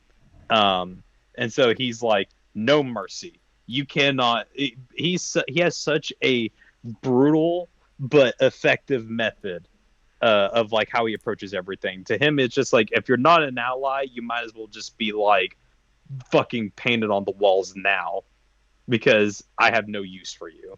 Yeah. I really like Javik. I like his dynamic. I also like that over time he really does warm up to the Normandy crew, and definitely his more like brutalist methods start to like ease off as you progress through the game. Yeah. And get to know him. So I've got to ask Drew, Mm-hmm. whenever he's like, I don't know if you got this conversation, but whenever he's talking about, whenever he has like the memory shard that he has, and what did you tell him? Did you encourage him to like relive those memories, or did you encourage him to try to bury his past? I think I told him to bury the past. I told him like you don't need to relive that. You've been through. I forget what Shepard says, but I told him you don't need to relive those memories. Yeah. And Randy, I assume you've gotten the same scene as well. Yeah. I think I've done both. Yeah. So like, and Randy's like go back to your past trauma. I mean, and sometimes you gotta unpack that shit. Yeah. Although sometimes it's best to leave it back there. So So if you remember, kind of like when you talk with him and you ask him, like, towards the end of the game, like, what are your plans after we finish off like the Reapers here? Like, what's your plans? If you went with like bury your past and try to move on with your life, he basically talks to the extent of like, you guys have shown me a lot about what this universe has to offer now. I kind of want to go out and explore it. Like that's what he wants to do. It's like, oh, it's good on you, Javik. Yeah. Hopefully, having an open mind and exploring the universe and learning to be your own person, not just this soldier of a long dead empire. Yeah. But if if you do have him relive his memory shard, he basically says like, "I'm going to rejoin my people." Yeah, Which I feel like means both are like decent outcomes in my opinion. I guess there's a narrative reason you can argue why, because I mean, he kind of is right where Javik is a person at a time, and the sole reason he's kind of stayed around as long as he has really is he wants to see the Reapers finished off. So once the Reapers are gone, yeah, like I There's kind of nothing get else for them. yeah, but ideally, I'm a person where it's like I want, I feel like you deserve a shot at life, and I feel like maybe you need to see a shot at life that's beyond just what your people were. There's so much beauty and like awesome stuff to offer in this galaxy. But that whenever I saw those endings, not endings, but really conversations, both kind of rock me in a way because it's like you have like a person where you can try to encourage to move on with their life or. The other thing is dark as shit. Yeah, it's really just dark. Like, there's no other Yeah, way. it's really dark. Yeah. And it comes at a moment where it's like you probably didn't think as much as like, oh, this choice is probably not that impactful, right? And so it's like it's the one that literally convinces if he's gonna kill himself or not. Yeah. It's like, oh, geez. Yeah. But I think it shows dimension to his character. I think like Javik, for all his faults, is pretty wise. He knows how the Reapers work. He knows like what's at stake with this war, but he also has a lot to learn that like maybe that's the problem, Javik, is like you were so keen on sacrificing everything to defeat the Reapers that you lost sight of like living, of like just being alive in a person. It's like, is it worth anything? Yeah, is it really worth fighting for everything if you're willing to sacrifice everything for it? Yeah. Like, what's left to live for after that? So I think there's a very interesting story there. I'm gonna bring my counter argument, and I absolutely am gonna have this impact my thoughts of where his ranking should be. He was day one DLC. And although the Legendary Edition has, and I know we mentioned this before already, but although the Legendary Edition does fix it where you can play with them and it does impact you, me personally, I still think it was a real dickhead move that such a vital character to the narrative of Mass Effect 3, because he provides so much needed context behind everything that happens, was basically was restricted behind a fucking paywall. And it was like, I'm still bitter about that. I really hold EA more responsible for that or anything, but because of that, and that's just me personally, I would say Javik is B tier. Javik is B tier. If it wasn't for the day one DLC stuff, I would say he's an A tier. Excellent, awesome stuff. But because But what did we just talk about, Seth? You gotta bury the past. I don't think 99% of people 99% of people are not replaying this game on like Xbox 360 and buying the discs where it's day one DLC. They're buying the Legendary Edition where it's all included anyway. And the Legendary Edition, here, I'll check right now. It's probably not even full price anymore. You're probably right. I would. Dang! Wow, we gave Seth a character moment. That was wild. We're having character mid podcast. That's amazing. But yeah, I would put him at A tier. Because he's a great character. He's so important to the plot of. You can't. I mean, it's what Seth just talked about. It's so weird to imagine Mass Effect 3 without him. Okay, I just said it wasn't full price. It is still full price. But during most it goes on sale a lot. It goes on sale a lot, and I'll see it come down to like $40. Yeah, or something like that instead of $60. It was on Game Pass for it was on Game Pass for a while. I don't know if it still is. I don't think it is anymore. But yeah, like it's sponsored Game Pass. But yeah, I kind of see. Okay, fair enough. And it's like that's like admittedly some old bitterness in me, and like I said, and that's it's not the character's fault. Yeah, it's not his fault. So that's not the writer. And this is a ranking of of the character. Yeah, So EA will Yeah, not that's on affect this EA. game. We will not let EA tarnish the good name of Mass Effect any longer. uh but also he has that hard as fuck line where he's like ask a million souls who like died in battle if honor If means honor anything means to them. I anything. know that's not the exact quote, but That's you get it's the cool. idea. It's It's just cool. like, It's a oh, cool they died idea. honorably. Who gives a fuck? They're dead. Yeah, And I'm like, Yeah, he's not wrong. it's like that goes it hard. goes fucking hard. I also will Yeah. give him props if we for the sole reason this is really stupid.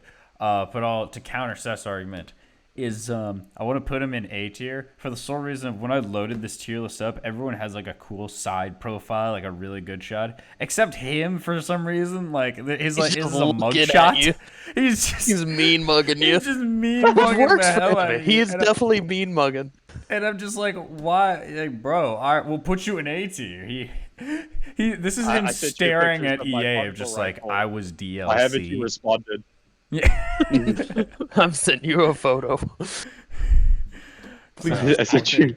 Please I respond it. tried A tier. All right, we need to go forward. We're already.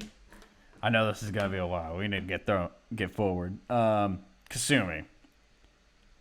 Probably on She this. suffers from being DLC. This is one that suffers from DLC. It's not her fault, and like someone has to be DLC, and it shouldn't have been Javik. But Kasumi is so freaking cool. Kasumi is so cool, and she's the definition of like she's not here for a long time. She's here for a good time. Her mission is badass. It's one of my favorite just like set pieces in 2. And I remember like when I was first playing the game, I was just like, this is because again I played on the Legendary Edition like years ago. I was like, this is so cool. Kasumi's awesome. I love her. Oh, I'm gonna try to like get more know about this character. I can't wait. And then you guys are like, it's like that SpongeBob. He was like, how do we tell him she's not romanceable and that she's only DLC and she doesn't really show up that much in 3? And I'm like, no, I want more Kasumi. It's just that. Yeah. Okay, This is I me will as Sponge- just because. Sorry, I will was just guess- because it deserves the correct quote. I looked it up real quick. Stand amongst the ashes of a trillion dead souls and ask the ghost if honor matters. The silence is your answers. Ugh, okay, sorry, Katsumi. No, That's you're what good, puts him at A tier. That's what puts them that- at A that- tier. It's so fucking hard. Kasumi, like, it's the definition of just like me as SpongeBob, of just like, oh, I really love this Kasumi character. She's so cool. And then you guys, as Squidward and Patrick, was like, how do we tell him? How do we tell him this is it? This is all the content. that This she is as gets. good as it gets. And Yeah. I'm as just far as it goes. "Ugh, I want more. He does And, a like, pretty cool jump onto a helicopter thing. It's Yeah. so sick. Pretty dope. Pretty She's dope. she's apparently still a human. Yeah. Just a regular human. She No biotics is needed. One, let me look at the humans. She's at least top 2 humans, in my opinion, and she has like a single So- mission.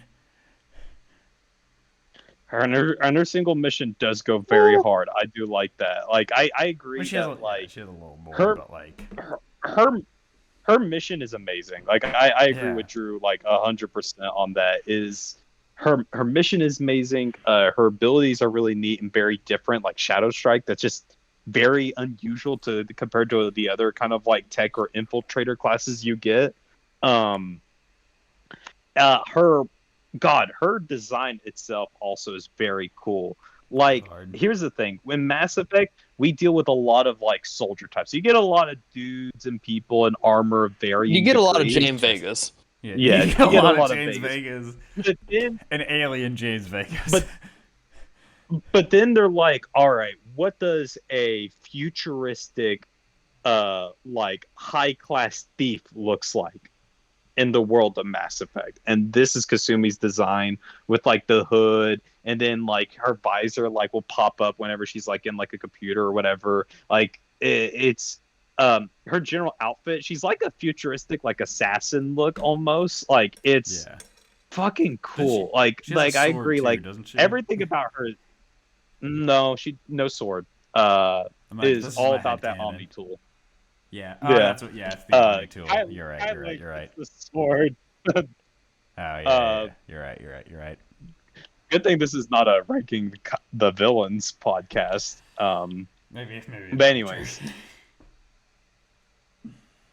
but I agree with Drew. I think Kasumi is so cool with like her design and her character and her mission. But that's the thing, because of her restriction to just that DLC, and you get very little interaction outside of it.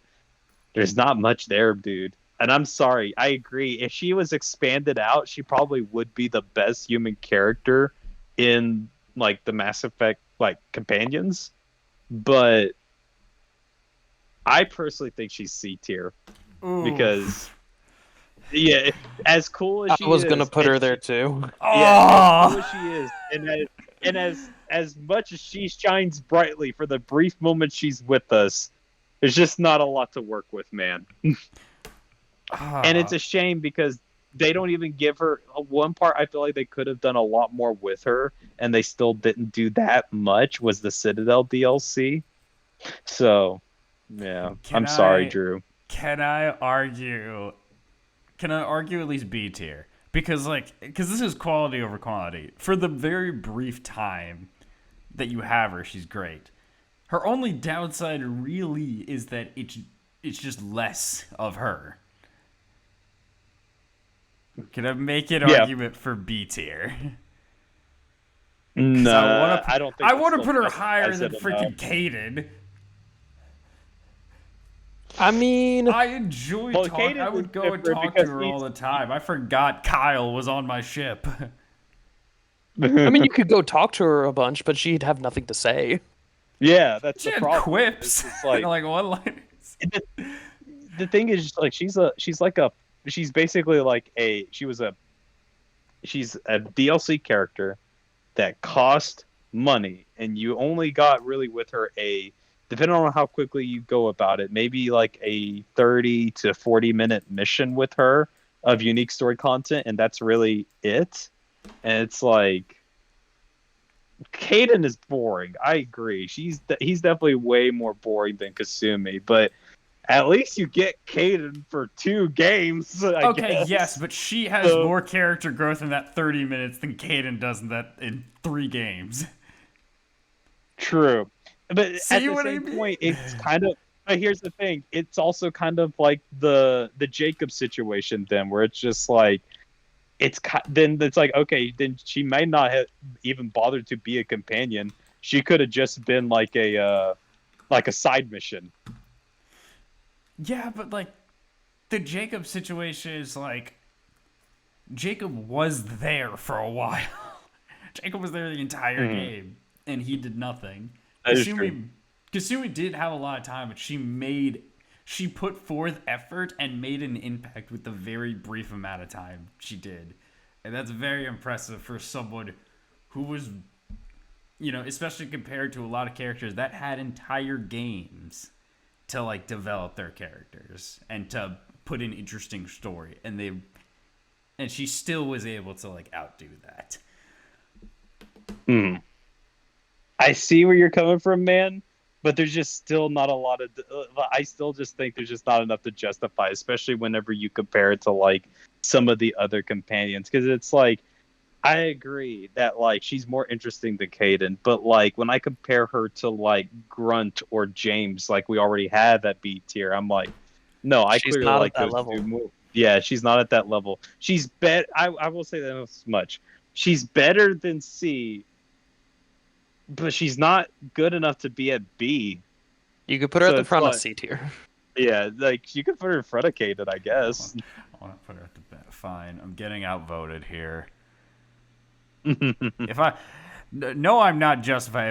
If I had my way, she'd be. All right, now she wouldn't be all the way at A. She'd be here, but I'll be generous. We'll keep this tier list looking very even. We're not doing this on purpose, but we've kept this very straight and deep.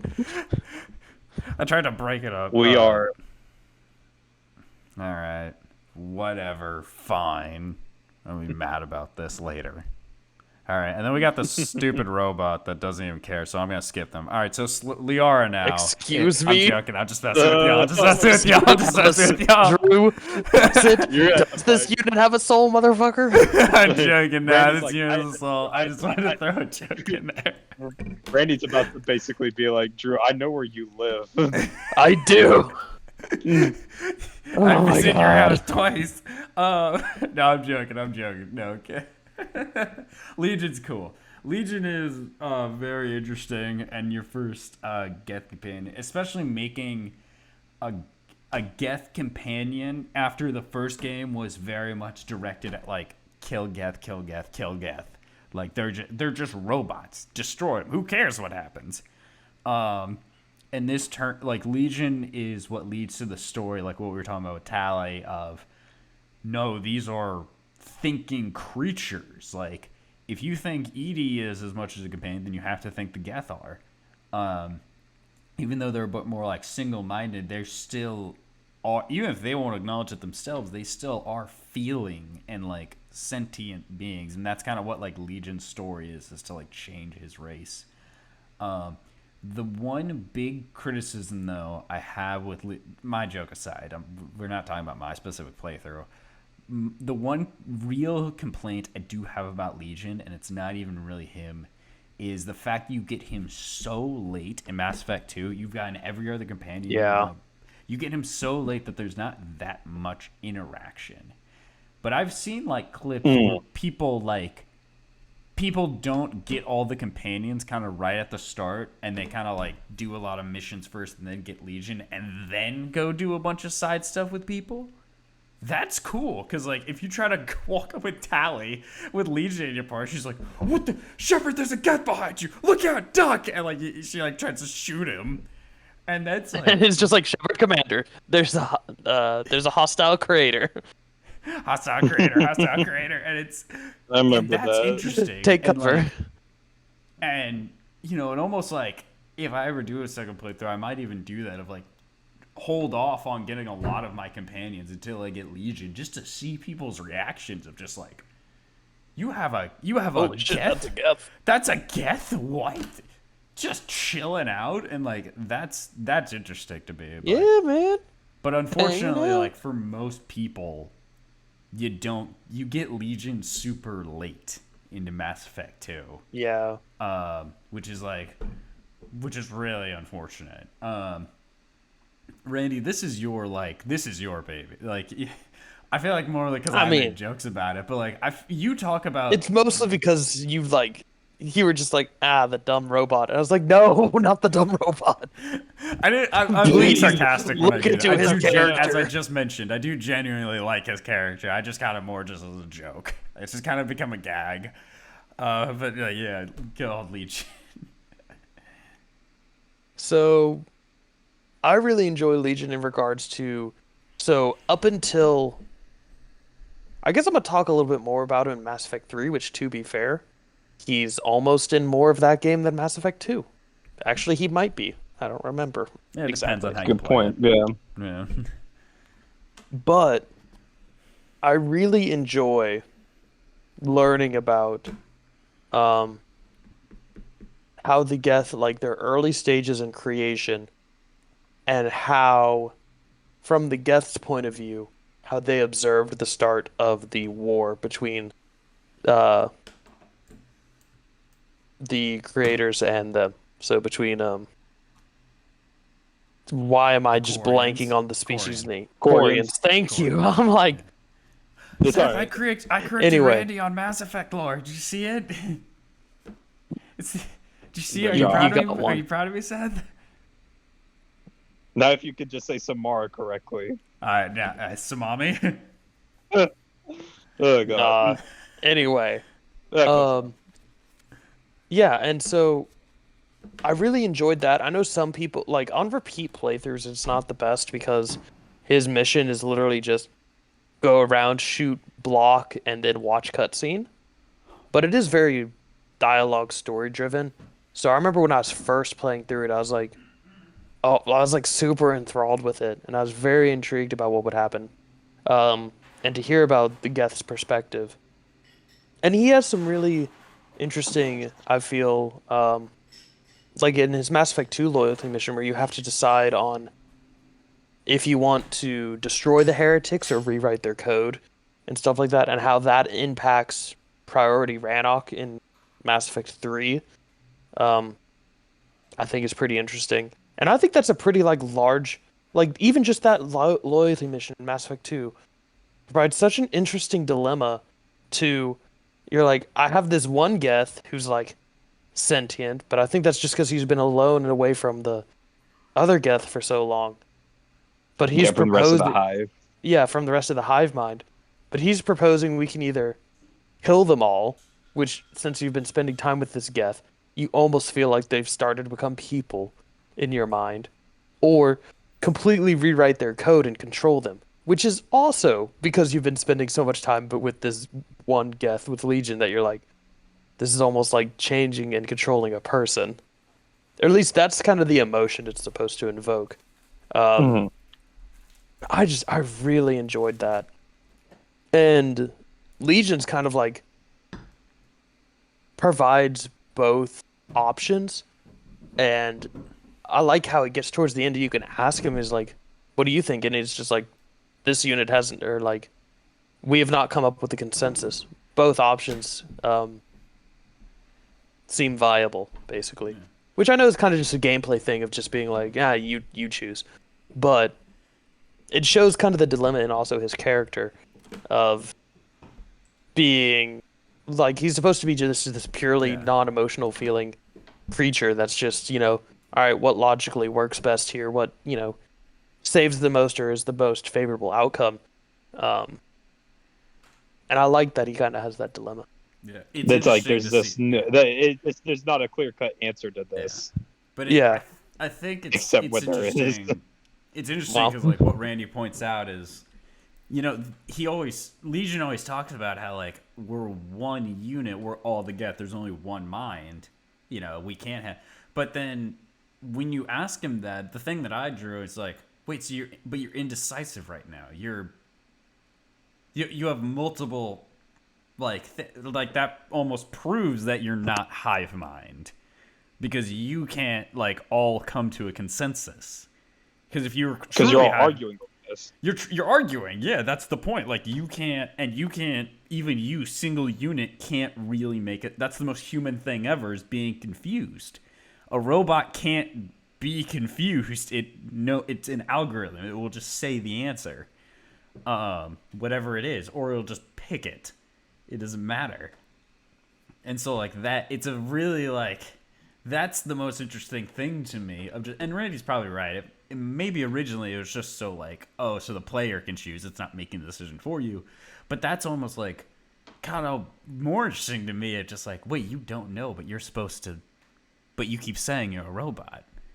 I don't know. Maybe I'm reading into it too much, but like that was always very interesting to me. Of just like, it's kind of contradicting itself, and it's Yeah, growing without realizing it is. yeah. And Yeah. I was just, I think there's a lot of moments where like it is like that, and I don't think it's unintentional. Like, I remember there's like one part where like Shepard kind of points out, it's like you've been holding on to my old piece of armor. That's like oddly sentimental of you. It's just like you have no reason to do this, but you're doing it. Yeah. I think we need to talk about because you guys have said like so much on him that I don't really think I have any more I could add. I think we need to talk about where we're gonna rank him. Yeah. And we need to start putting him I somewhere. think the thing that hurts him the most in my eye is exactly what Drew mentioned. You get him so late in the game in Mass Effect 2, and it's a shame because you miss out on so many of his interactions with the rest of the crew because of that, and it really hurts the experience. Because of that, ah, I know you're going definitely one not of C these two. yeah, it's either A or B. It's either I A or really B. want to put him in A, I do too. personally. On principle, I want to put Legion in A, but I think honestly he's probably more deserving of B because you just miss out on so much because of his placement.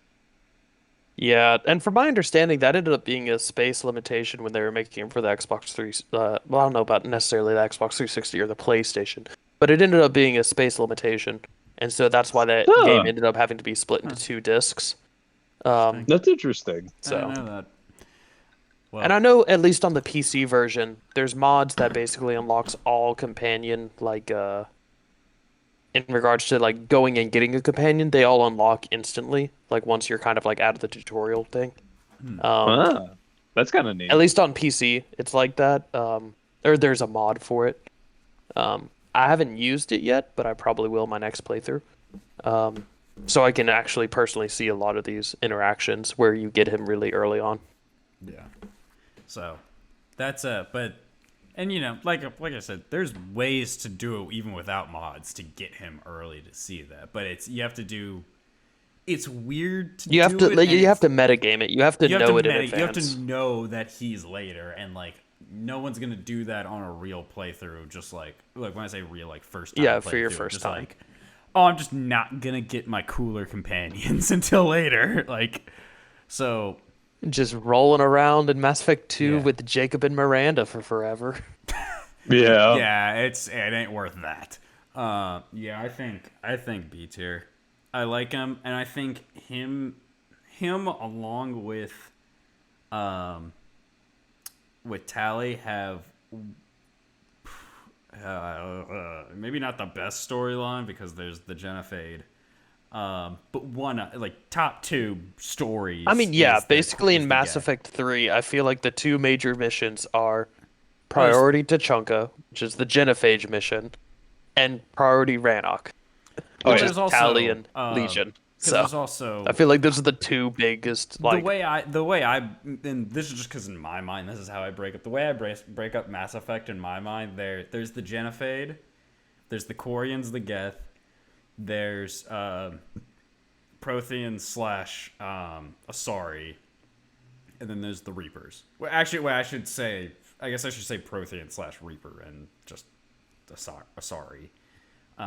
Like there's like four that's kind fair. of like That's generally how the sections. game's kind of split That's up. like how it breaks it up for me, and so to me, like like it ranks how I just said it: the Genophade, the Quarians, the Asari, and then the Reaper slash Prothean. Is like that's the level of interest I have. Well, maybe I put the Reaper in Prothean there. It doesn't matter. You get my point. It's a cool story, is what I'm trying to say. I'm rambling. Anyway, Asari. Speaking of Asari, No, we get you. yeah. Speaking of it, sorry, let's talk about her. Yeah, the main Asari, you're kind of like your poster girlfriend, is what I call her, Liara. It's kind of like your very obvious first romance. I don't know. I mean, She yeah, is one that's. of, yeah, I'm not wrong. I mean, um, there's like some ideas that they almost like pushed Liara on you yeah, very in much. one, but And so like Yeah. Liara is interesting because she is probably, even though you technically don't get her as a proper companion into, you get her as a DLC, and she has. I would make the argument she probably has the most content in the game, like just you and her. She's with you for a lot of it. I don't know. So is Garrus. I don't know. She's one of like your most loyal companions, and Oh yeah. I'll say this. Like when she becomes the Shadow Broker she's great. She's phenomenal, fantastic thing. But I do want to point out, and again, it's character growth. So she can't start amazing. But in one, I did not find her interesting very much. She was very help! much. I'm stuck in a bubble. I've stuck it up. Yeah. Help Steph When- Commander. Yeah. I'm Oh my stuck in a gosh. bubble. Again, Oh, another no, reason. Seth. Another reason these two are S tier is when Tally and Gears are making fun of how she used to talk and like her being stuck in the bubble during like the low. Oh, You'll five know That what I'm was talking minutes. about. pretty I'm stuck in the I'm bubble. stuck in the bubble. Oh my gosh, it's so funny. But like Yeah, in one, she very much is like the Protheans are amazing, and oh my gosh, Shepard, you're wonderful, you're amazing, you have just the biggest penis in the world. I'm amazed by the size of your brain. Like she's just like fangirling, and she doesn't know you, but she's just like obsessed with you because you're connected to the Protheans, and it's really weird in one, and it felt very like she was very much getting pushed to be like, this is the obvious romance choice. And I'm like, I'm not interested. Like, she's blue, cool, I get it. Their race can just screw with anyone. I get it. This is the one they draw porn of. I know. Get her out. And again, this is Mass Effect 1. I want to clarify. This is Mass Effect 1. And so that's her in Mass Effect 1. When she becomes the Shadow Broker, and I feel like they learn their lesson after 1, because when she becomes the Shadow Broker, the dialogue between her and Shepard almost feels like she's a different character. Because it's funny, witty, back and forth. Oh yeah.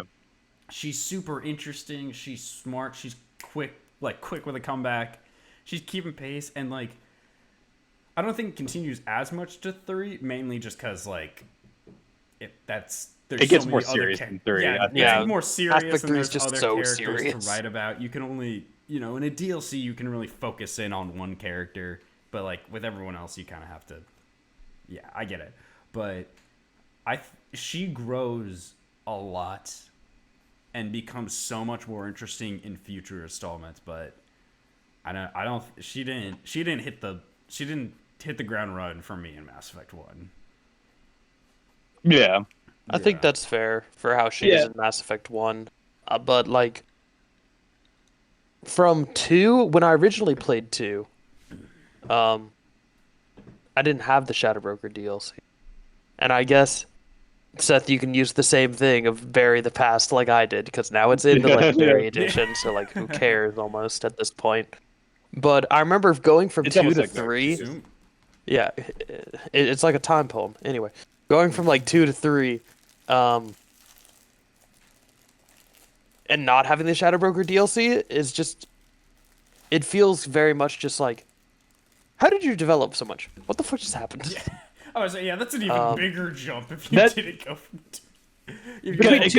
There's already a massive jump between 1 and 2 because like in 1 you leave her as she's like this very much fangirl like over you and like the Protheans and whatnot, and then you show up in 2 and you meet her on it's not Thestia.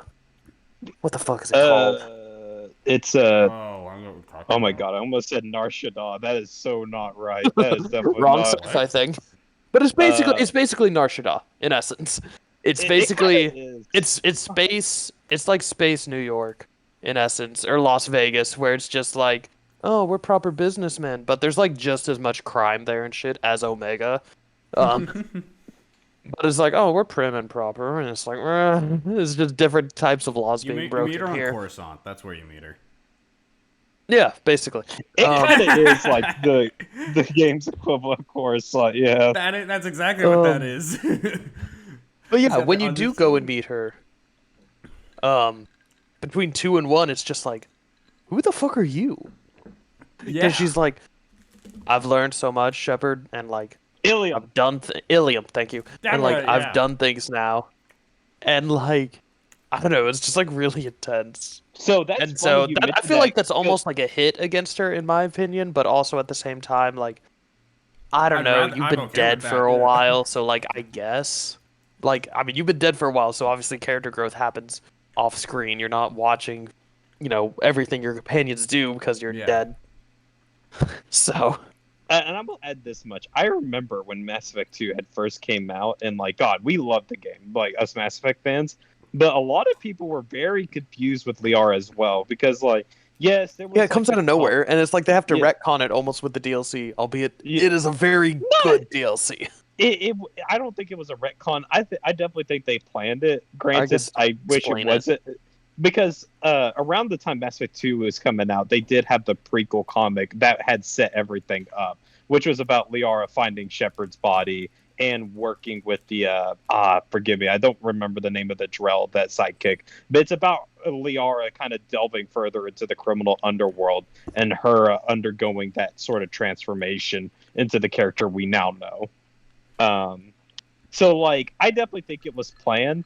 Should have been DLC. I don't know. Well, it doesn't really matter now that we have the Legendary Edition, I Yeah. guess. Bury I the almost past. here's my Yeah, we argument. gotta bury it. I almost like that it's DLC because usually with DLC it means there's more time where it's just that character. It's the same reason Kasumi is really True. good because it's just Kasumi. You don't have to worry about who's the other companion or how does this tie into everything else. It's its own thing, and there's more budget into it than it just being like a side mission or just a main thing because it's you're expecting people to pay for it, so you're gonna put more effort into it. So it's a weird kind of True. like it's a weird oxymoron, which like I don't think the Shadow Broker event, I'll call it that, would have been interesting if it was just a mission. You know what I mean? Like because Yeah. of DLC, it has more budget into it. And also, like, it did allow it to, like, basically, yeah, it's like, yeah, this is why this isn't just like a one and done like Yeah. loyalty mission. This is a fucking like 3 pretty lengthy like missions that you're going on back to back. It's like, okay, that's fair. So it's like its own like little mini campaign. So I kind of agree. Yeah, like the fact that it is DLC does add more to it and does flesh it out more. So okay, that's fair. So ranking her, and I also will say, And then the other interesting thing about her is like when you actually finally get Jahir, her kind of world breaks of just like becoming like, oh, the Protheans weren't all I basically worship. Like they were terrible. Like this reality check hits her, and that's interesting. Yeah. But just because, And I find it yeah. Or go ahead. I find it really interesting in 3 where it's also like, oh, basically like the Asari ended up like worshiping and or like one of their gods and or goddesses looks extremely like a Prothean, which I find like very interesting. Like because the that is Prothean left interesting. them technology and then the Asari kind of like hoarded that technology and information that they had to become a larger power in the galactic world, I guess, in the galactic universe.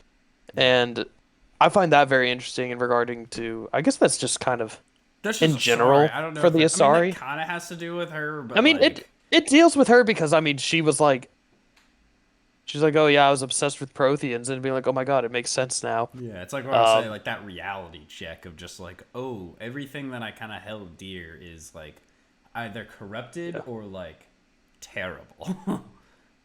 And one thing I also really do actually like about Liara is um, you have some like expanded on further, but even if you don't romance her, there's just like nice kind of quiet moments with this person who's been with you throughout the entire series. Particularly like right before 3 goes to end, um, where Oh yeah. she's trying to get um, like write down in like a journal, I guess, or almost documentary of and she's bringing up an entry of you, like what you wanted to say, and also towards the end you have a moment where you're just both like staring out into space together, and it's nice. That's Yeah. all. Okay. Well, You know It's what, nice. you mentioned that part, and I think it's not just staring out into space. I like that part because it's like, oh my god, because okay, the Asari have the whole thing where it's melding, right? Where that's how they like mate essentially, is they do some weird biotic magic basically to allow you guys to genetically intertwine for a bit. But what Liara is doing is in towards the end of Mass Effect 3, whenever you're having that conversation, like sort of like the last conversation, I'm surprised. I'm realizing we never talked about this scene, and it's actually a really fucking awesome scene. When you're talking to everybody the last time, like Garrus's, for example, is like, "I'll meet you. I don't know if there's bars in heaven, but I'll meet you there." Stuff like that. And whenever you meet up with Liara, she basically what I love about this is you get this scene whether you romance her or not. Is you kind of get to see it, the way I kind of interpret it is you kind of get to see the universe the way Liara gets to see it for a brief moment. So basically, like, she sort of does like the touching of the minds thing with you, and you see the whole galaxy open up, and you guys just have this like moment together. And whether you romance her or not, it solidifies that like Liara is such a special character to Shepard because she's kind of been there since the beginning. And I fucking love that moment too. Even if you don't romance her, it's such a fucking great, like, effective scene to just like see things, just to see the whole universe the way she does. It's fucking awesome. I think with Liara, it's something I've always stood beside is that by the time we get to her in Mass Effect 3, with how much that she's matured, I've always felt like that she is the second in command. If something were to happen to Shepard and Shepard was completely out for the rest of the game, I feel like you could easily pick it up as like Liara and she could continue that story. There'd definitely be some hiccups. There might be some of that in Mass Effect 4. Maybe. We'll get there We'll see. eventually. Hopefully. Whenever we get there. All right. So, but yeah, like, I think this is gonna be a tough one, but I think Liara is a S tier. Even with the Mass Effect 1 kind of stumbles, because I agree, a lot of how she is in Mass Effect 1 is kind of a stumble, but how much she just changes and is better in Mass Effect 2 and 3 is so great. And in a weird way, if she wasn't such like in a weird spot in Mass Effect 1, I don't know if we would have been able to appreciate the amount of character growth she had with 2 and 3. So it's like a tough spot. I'm not saying it's perfect, but I do think it's enough to put her in S tier. And if we had to get into the nitty gritty, she's not beating out Tali or Garrus in my mind, but I think she deserves to be an S tier though. That's me. I want to put her in A tier just because you make me drop Kasumi down. No, not really. No, but seriously though, I think she's definitely high. And while I might be able to get argued into S tier, the reason I want to put her like super high A is, again, she's not bad, and yeah, like you said, she doesn't like like if she wasn't as bad in 1, we wouldn't appreciate her as much.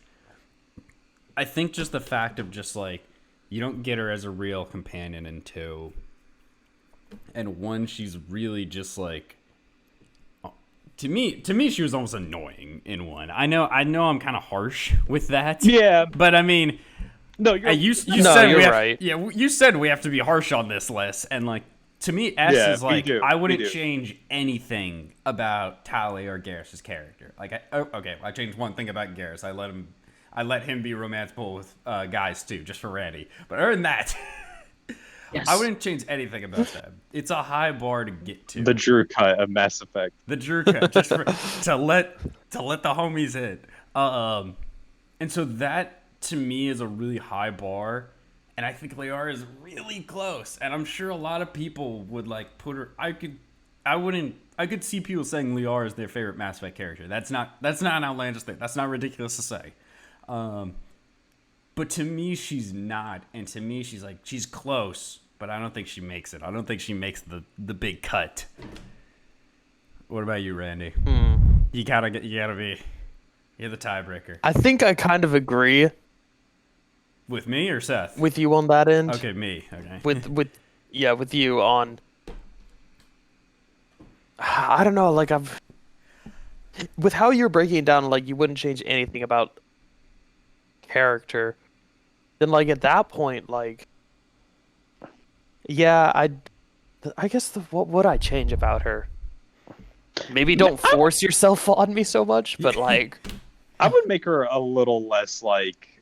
I guess I would make her like a little less annoying if I could in Mass Effect 1. But I don't know. Here's my other thing. Because like last thing I'll say. My other thing is, and Randy kind of touched on this a little bit. I wish, and again, I know I'm contradicting my own self because what I just said of the Shadow Broker DLC wouldn't be as good if it wasn't a DLC. I realize, and I acknowledge my contradiction, but that said, it would have been great to see an evolution to that. Because I feel like we're missing a bit, and I know you said it was in a comic, but I'm basing this off the games. There's a chunk of her story that we're not. It's like with That's Ahsoka. missing. Yeah, it's like with Ahsoka. Like we missed a chunk of her story, but when we got it, she was amazing. We're missing this chunk of story from really annoying in 1 to really cool in the Shadow Broker. And if you had her as a companion and you got to experience that kind of like change of her going, maybe she needed her own DLC. I don't know, or maybe something else. Who knows? I'm just spitballing. I'm just kind of saying right. Anyway, if you got to actually see that transition from like, I gotta start doing some shady stuff to get by, into I'm leading the criminal like networking system, would have been super cool. I think we're just kind of missing that one little like, that little chunk in between her story. Yeah, I agree. High A. Yeah, High A. Yeah, I could see High that. A. Yeah. She's not a bad character by any means, but and just off the cusp. So okay, we only are for a minute. I will say that like Yeah. I disagree with this, but at the same time, I have been outvoted. Yeah, so, I'm like, saying, I got vetoed earlier what's too, the man. word? It's Yeah. What's the word on this? What's the word? Fucking relent. Whatever the fuck it is with the vote. I don't know. Surrender's not the word. Sure, we get what you're saying. That you do what you have to do because you're getting outvoted. Yeah. Okay, but anyway, let's move on. We got a few more characters to go. More than a few. Miranda, another human character, and This bitch. yeah, I was waiting for Randy. I was waiting for Randy to say it. Randy hates this character. I don't think she's that bad. I She's mean, homophobic. some of it's a bit of. Is she? I don't remember that. Is she? Wait, are you? Wait, hold on. Wait, back up. Is she I don't actually? remember this. No, It's canon. She is. Fuck That's this bitch. gaslighting again, but like, hey, if Randy wants her to be homophobic, I'm cool with it. It's my canon. It's my canon. Here's the thing. There's not a lot for me that I would go out of my way to defend Miranda for. Okay, Yeah, so yeah. I'm just gonna go off just quickly, and then Yeah. I'll let you guys go off too. I feel like Is so, at least initially, like she helps bring you back to life. Cool, thanks. What does she help you with that for? She's fucking like a stone cold ice bitch, who's just like, look, you might be Shepard, but like I'm perfect in every single way, don't you know? And it really bugs me when people are like really pretentious and shit. I'm just like, shut the fuck up, okay? I've saved the galaxy once, and I'm gonna do it again, and then I'm gonna do it a third time. it's the same thing I said to James. And at like the her beginning. entire thing about being like, my sister Ariana, and my evil dad, which like we get told he's evil, but I don't feel like we ever see that he's evil, except for like kind Three. of in 3. Yeah. Yeah, But, and like, we don't you ever get even told get to he's see him evil on like screen. multiple times in 2, and then the only like he is evil in regards that like so I don't remember the name of the place, but he does help Cerberus in regards to like The sanctuary. the Where he's, like, sanctuary. Funneling Where in he's like- refugees to be experimented Okay, on. never mind. That is really fucking evil. Okay, Yeah. never mind. Never mind. He is pretty fucking evil. But up until that point, like in 2, when you're like, oh, you need to do that loyalty mission to help her sister from and like what's the dude's name? It's like Mirkesh? Oh yeah. I know what you're talking Marquette about. I or don't know whatever. his name. Whatever. It was like a bodyguard basically, who was like a family friend who also helped her leave, and so she's like, he's supposed to be watching over my sister, and then he betrays her.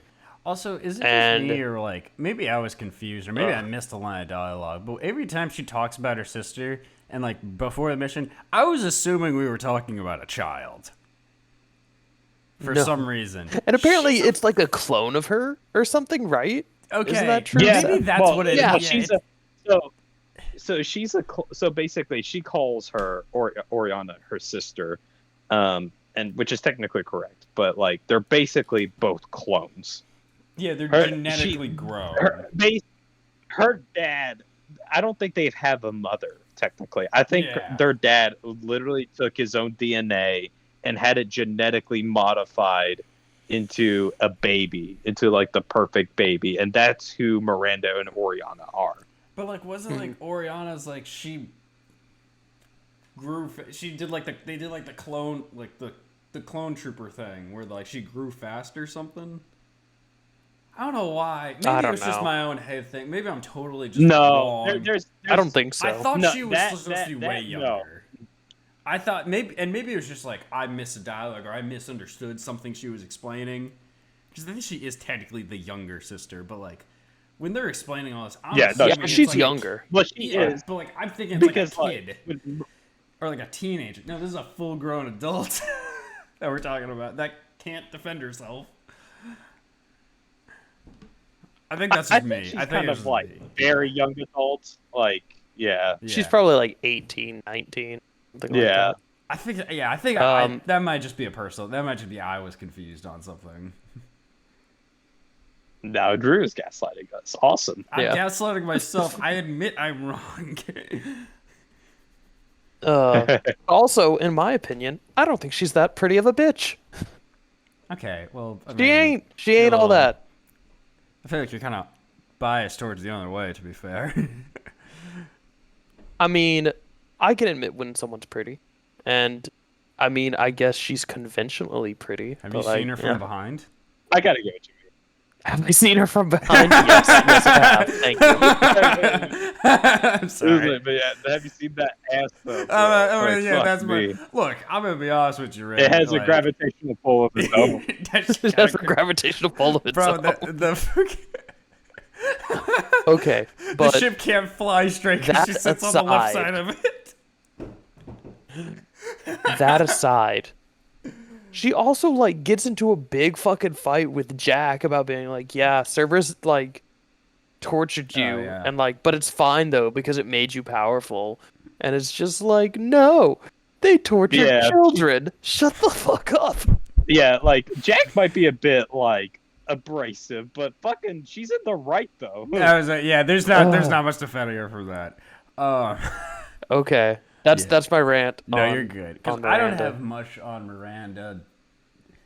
I can't defend this character, other than like the slide joke I made earlier about her making the ship lean a certain way. Her own gravity pull. Yeah, she got a nice ass. She Anyway, has her own singularity. that's the joke. She can't learn singularity because she's constantly using it. Yeah. So jokes aside, yeah, there's not much defending her, like, other than just like Awooga pretty lady. But there's other versions of that we're about to talk about that actually have stories about that. So yeah, she doesn't have a lot going for her. I'm not like super anti her story like Randy is, but like it wasn't one where I was like, ooh, I really want to find out, the ending of her, what's the conflict with her and her dad. Like it didn't grab me that much. I don't think it grabbed a lot of people. I know where Randy would put her. It feels harsh. So Seth, where are you where's your headspace at? So I think I'm a little bit nicer to Miranda than maybe the rest, but not by much, admittedly. I like her. I do appreciate. I for one do like a little bit of a snarky attitude because it's kind of it's nice to have people who are like on your side, like Garrus and stuff like that. To like sort of be like, hey, bro, we'll back you up no matter what. But it is also kind of fun to have those companions that you butt heads with. Those turn out sometimes to be my favorite kinds of relationships, are the ones where like you are constantly like going at each other and like, yeah, does Miranda kind of question sometimes like your authority or like your ideas like to an annoying degree? Yes. Like she's a Karen. Absolutely, there is. But I do kind of I do appreciate someone who will speak their mind and kind of challenge you and really make you think over stuff Yeah. sometimes. Although admittedly she does do it a lot. Um I'm I don't mind that. Uh I also liked her story mission. I do like her and Oriana, and it does kind of explain her like sort of cold bitchiness that she has going on. It does sort of explain where that's coming from.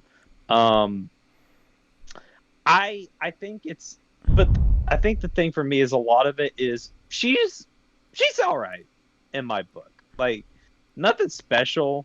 Like if someone said like, "Oh man, I lost Miranda on like the suicide mission," I'd be like, "That sucks." I wouldn't really be too heartbroken over that, yeah. honestly. Um, I think I think some of the big disservices is that like I think there could have been ways to allow her to be a bit more like human, for lack of a better word, less perfect. Like it would have been nice if there were more moments, and I think you get some of this in the Citadel DLC. But it would like some of her interactions with Jack are very fun in the Citadel Yeah. DLC. I like But I like it when I like she feel goes to the casino and she's like, "What is? I don't understand this. How do you have fun?" And you just just yeah, drink and gamble your money away. It's fun.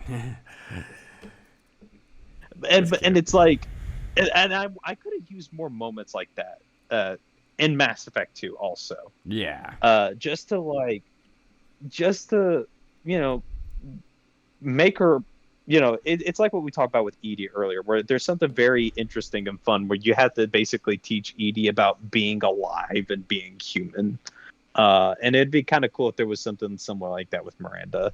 Uh, I think one of the things that also hurt Mass Effect 3 is Keeps that going. they had the perfect opportunity to use her as a very vital ally when dealing with Cerberus. It would have been so cool to have her be like an insider, constantly having to like feed you intel about like what's going on with Yeah. Cerberus and like Oh all this yeah, that she shit. shows up in a fucking hologram. Yeah, but like she's just gone for most of Mass Effect 3, and I think that's a waste. Like the fact that she does not really in just the main game. If the fact that she doesn't really properly show up until the very, very end, and there's a very good chance that she'll just die.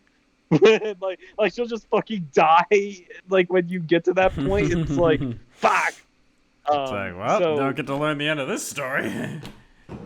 exactly. So Yeah. it's like, damn.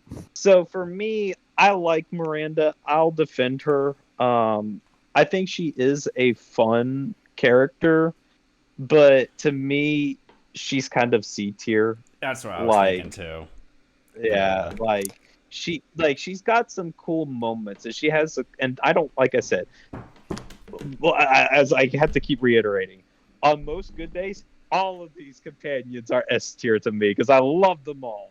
But today we're Well, maybe ranking not them, all, and but today I'm being okay, maybe not all, but like yeah, but today I'm being extra harsh on it. You know. yeah. Well, can I Um, convince you slightly otherwise with this last thing? You remember Yeah. the suicide mission? And she's like, "Oh, you have to create that biotic barrier. Any biotic can do it. Have me do it. If you have her Oh, do it, she fucking fails." her or any other like just like biotic that's not as powerful like Jacob or something like that too. When she says like any biotic can do it, that is It's like, blatantly no, I Yeah. need I on need your first Samara or playthrough. Jack to do it. On Like, on your shut the first fuck up. playthrough, that is blatantly misleading. I don't think it's Laura, I'm but that pretty. is funny. Look. That almost got me. Bitch, you gotta. I understand you think you're perfect. Sometimes you gotta be measured about who else is in the room. Yeah.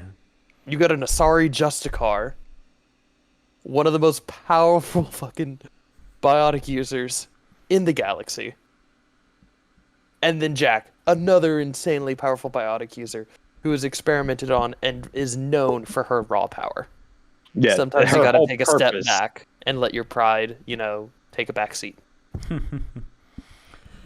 Speaking of one of the strongest biotic users in the galaxy, Samami. I will. All right. Samara.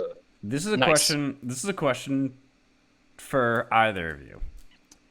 Is there a more attractive companion that you cannot romance in this game?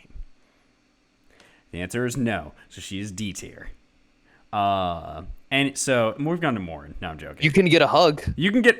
Can't you get like a kiss on the You can cheek? get a hug. Can't you? Yeah, you can. You can If get a you're- kiss if on the you're cheek. Very insistent and all the way through the games. Yeah, you can get a kiss on the cheek. Which is Ooh, wild. I didn't know about that. Which is wild that they made a character with this character design and did that. That is wild to me. What? Honestly, props to them But because also, on the flip side, James Vega. Same thing. Anyway, Yeah. continue with Samara. Yeah, I guess. Yeah, props to them. But so her actual character, other than like that weird thing, she's cool. She's fucking badass. Like that. Like it's almost like she's almost too cool. She shows up and she's like, I'm that shit, and then she proves that she's that shit, and you're like, damn, You're that shit. you're that shit, and you're just like, the damn, thing- she's cool. the thing I like to think of whenever it comes to Samara is I think of Deadpool. Whenever it's just like, well, watch this, she's gonna do the superhero landing. She did. Yeah, she did it. She did it. She walks around with her head held high, and normally I don't like that kind of character of just like, I'm the best. There actually is a good comparison with her and Miranda. She walked around like, I'm the best shit ever. But you're okay She with is, it. but she's not arrogant about it. She's not. Like, she's honest. She's like, she Yeah. understands that she is a powerful being, but she lives by a set of rules, albeit maybe some interesting rules. Some flaw, yeah. But she lives by a set of rules, and I feel is like doesn't let her pride or anything get the best of her in comparison to Miranda, Yeah. and just You know what? You know what she can separates back, her she can apart? back up being Yeah. that shit A, she can back it up, but B, you know what else like and isn't makes her- arrogant. not just her not being arrogant, but you know what makes her like stand out is she admits when she's makes mistakes. Her whole storyline with her daughters, Yes. she brings up like, I fucked up. I broke the rules. I acknowledge I broke the rules. Now I have to deal with this. I gotta accept the consequences and deal with this. Can you help me? Like, and she realizes I could probably take Shepard in a one-on-one fight, like probably. But this guy is a better commander than me. He's a better talker. I need his help, and so she acknowledges that, and that's interesting. And she's a really I don't think It's cool. Yeah, and she is cool, and she has a lot of cool side stuff. I don't know if she gets like super like, because she shows you more of like the different side of Asari. She's very different from like Liara. Like even though they're the same race, they're very different characters, and she kind of shows you a different side of this race. And I'm kind of I want to rank her high, but I don't. I don't want think to, she- but I think I understand that she doesn't necessarily have enough compelling stuff. Because as much as we do love that she has these set of rules that she kind of lives by and whatnot, I don't think it feels like there's not like you can't if you have such a rigid set of rules already set up for this character. It's hard to have her grow. I feel Well, she never really breaks them. she grows. I feel like yeah, a lot of like, times you like poke She holes does at her, kind of in 3. but like it's in a 3, I loophole. think. Yeah. It's a loophole of being like, well, your other daughter can stay here as an Ardok Yachi. And, like, there's no monastery anymore, but like she's staying at the old site of the destroyed monastery, so She's like just staying I'll at a allow crash it. site and it's just one of those things where it's like it's a cool moment, but also it's one of those things like that should have been a moment where it was like, no, my rules are dumb that I can't even let you leave this crap, like, because this isn't her fault. The Ardok Yashi didn't do anything. Well, arguably, this daughter didn't do anything wrong other than being born. And I feel like that Yeah. should have been. That's what she that followed the rules. She that's- stayed at the monastery, that's and what that- like That's what that character is missing. That's what Samari is missing. Is at that moment, she should have, or you should have been able to convince her, and she should have had a moment of just like, no, screw that. Like, I still want to be a just car. I still want to help people. That's why I do this. But this is stupid. What we're talking about right now. This place is destroyed. You have not done anything wrong. You haven't done anything. And that's when she realizes you haven't done anything wrong your entire life, actually. Because you just were born, and that's my sin, not yours. And so, and that's when you should. That's when she. But I should also have been kind of like, find it. You go. I kind of find it interesting that it's. She's like, yeah, you haven't done anything wrong, but she can't because it's our daughter who's done literally nothing wrong. It compares to Morinth earlier, where she's like, yeah, we're gonna kill Morinth. I mean, I fucked up, but like that's the solution here is killing her. Yeah. At the end of this, she's like, I can't bring myself to do this. You're basically innocent, but according to my code, I'd have to kill you. Guess I'll kill myself. That's there should have. I kind of find that interesting, but like, I agree. Maybe there should have been a third option. There should have been a where, third option where she just breaks the code. And like, I understand the Justicar lore, whatever, and that's like taboo, whatever. But like, that's more interesting to me. Where she at that point, Samaria should have realized the world isn't black and white. There's gray, and that was the gray. Yeah. And like, I wonder if there was an idea of that to do something like that, but they ran out of time because a lot of Mass Effect 3's dialogue has been streamlined. If you look at it in comparison to 1 and 2. Yeah. In regards to your choices. So I wonder if that was an option, but just EA went, look, Mass Effect 2 did great, get it out, go, go, go. Yeah, maybe. And so they rushed through to get it out. Yeah. Yeah, I feel like that's But I could, like the yeah. case.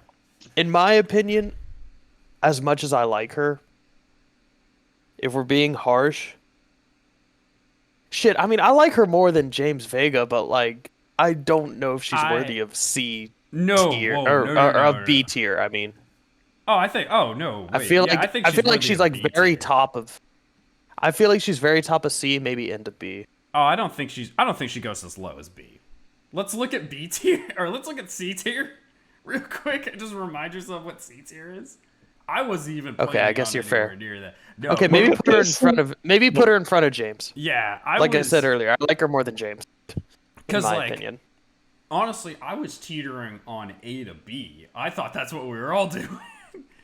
Oh, I was teetering between C and B. Oh wow, you were being way more harsh than I was. Man, yeah. No, Whoa. That's definitely it. But I kind of get where Randy's coming from though on that because if you look at the comparison, it's like talk about like how much time we've had to interact with her and kind of like her general personality. Like I agree that like her storyline, unfortunately, the way it is now, just feels very much like a flat line almost. Very rigid. Just, like and it's just like she's not really like forced to change that much, if at all.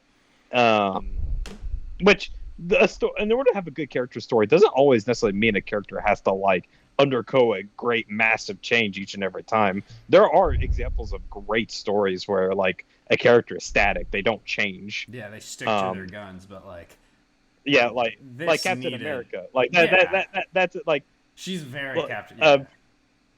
She's like a fucking. She is like a universe. Yeah, she's really a fucking superhero. She really is. She does do the superhero landing.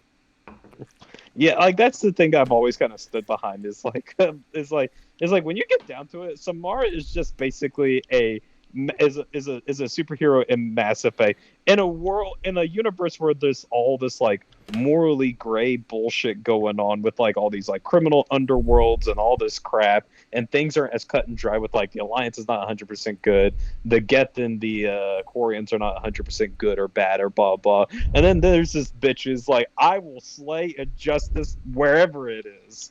Fuck all of you. She has a gun. It's really just for show. She doesn't need it. It's just for show. She's just a goddamn superhero, and that's what gets me. Yeah. I think.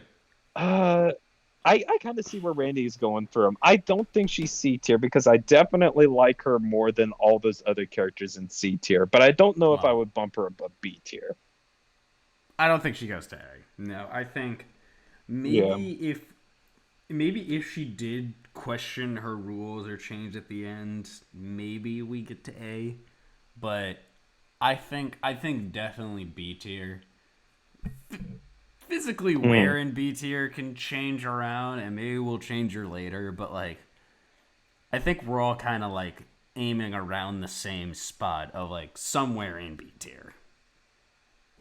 Yeah, Yeah, I think B tier is perfect for her. yeah. Well, the Um, order's not super important. We might change it up later, but I think B tier for her. Um, all right, you guys ready to cry?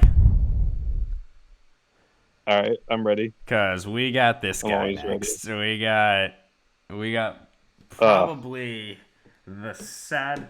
I'd say the saddest moment in Mass Effect if you're doing it as any form of decent person. Um, yeah, Morden. Morden is. I remember I started Mass Effect 2 and I thought, just a scientist guy, who cares, whatever. And then you talk to him more and you're like, oh, you helped the Genophate? And you keep talking to him. And he just gets more and more interesting every single time you talk to him. And contradicts his own. We went on it. If you guys want our whole rant about Morden, we went on for so long in a previous podcast.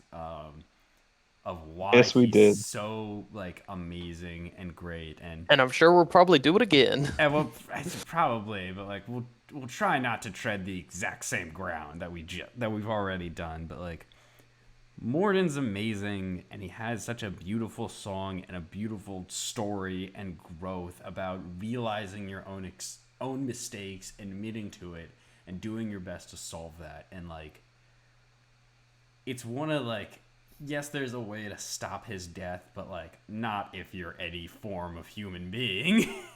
You have to do terrible Yeah, things to stop that. But Yeah. it's Morden's like one of my favorite characters, and I know he's one of your two favorite characters. So I'm just gonna stop talking and let you guys I'll have go. to say he's probably.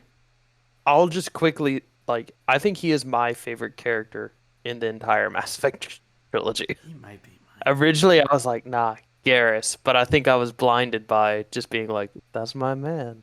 yeah. Like But, like, Garrus is your bro, but this character. Sorry. Garrus, that's my man. But Morden, I think, is the best developed character in my. Maybe not necessarily best developed, but like That's written. fully, fully like fleshed out, and having a character that initially you meet him and he's helping people, but he's also, I love you get introduced. He's like, yeah, Morden Solis, he's a little odd. He's a Solarian doctor, but he's just as likely to shoot you. And I'm like, oh, interesting. Um, and you go and meet him, and it is very much like he's helping with this plague, but then he has reprogrammed like droids as bodyguards that shoot people and shit. Yeah, he does. He do that. basically Morden doesn't fuck. Basically, Morden doesn't fuck around. No, he doesn't. But having it to where he goes through and like you kind of confront him initially a little bit about the genophage, you're like, "Hey, wasn't that kind of wrong?" And he's like, "No, it's what needed to be done at the time." And he's like, "I still agree with it." In two, basically, Yeah. and you get exposed to it a little bit more. If I remember correctly, in two, there's um, when you go to get Grunt, you meet and I think it's his. Maybe it's not meeting Grunt. Maybe it's his loyalty mission. Um, he has a protege that is basically continuing on some of the research to try and reverse the genophage. Um, hmm and he's like, "You're like that's wrong," and it's like in Morden's eyes, he's like, "That's wrong. The genophage is the right thing to do." But as you go further and you see some of the horrific things that his old protege was doing to try and correct this, Morden kind of starts to open his eyes up a bit more. And I don't remember if it's. No, it's not till three where you have this big conversation where he kind of brushes it off and tries to be like, oh, yeah, I'll help cure the genophage. Different set of parameters. It's the right thing to do now. But he still hasn't admitted that it was the wrong thing to do initially. And you kind of have a conversation with him, and he kind of blows up and like at you about it. I made a And mistake. yeah, um, but it's just, I think it's very well acted. And then as he goes up to pretty much save his, or like to sacrifice his life to make sure that the genophage, uh, gets cured and it's not sabotaged, because apparently they built a failsafe in to it to where you needed a manual override like up at the top of the tower basically that they're using to disperse the cure. And in 2, if you go through it, you have a little conversation. He's like, "Yeah, I did some music and whatnot." And he talks about being the model of a perfect scientist Solarian. As he's working to fix it, he's like humming it to himself, and then it just like it blows, like it starts to explode, and he dies. And it's just so incredibly sad. And Mm. I really love Morden, and I'll let Seth probably go on after me here. I'm sure he has more to add.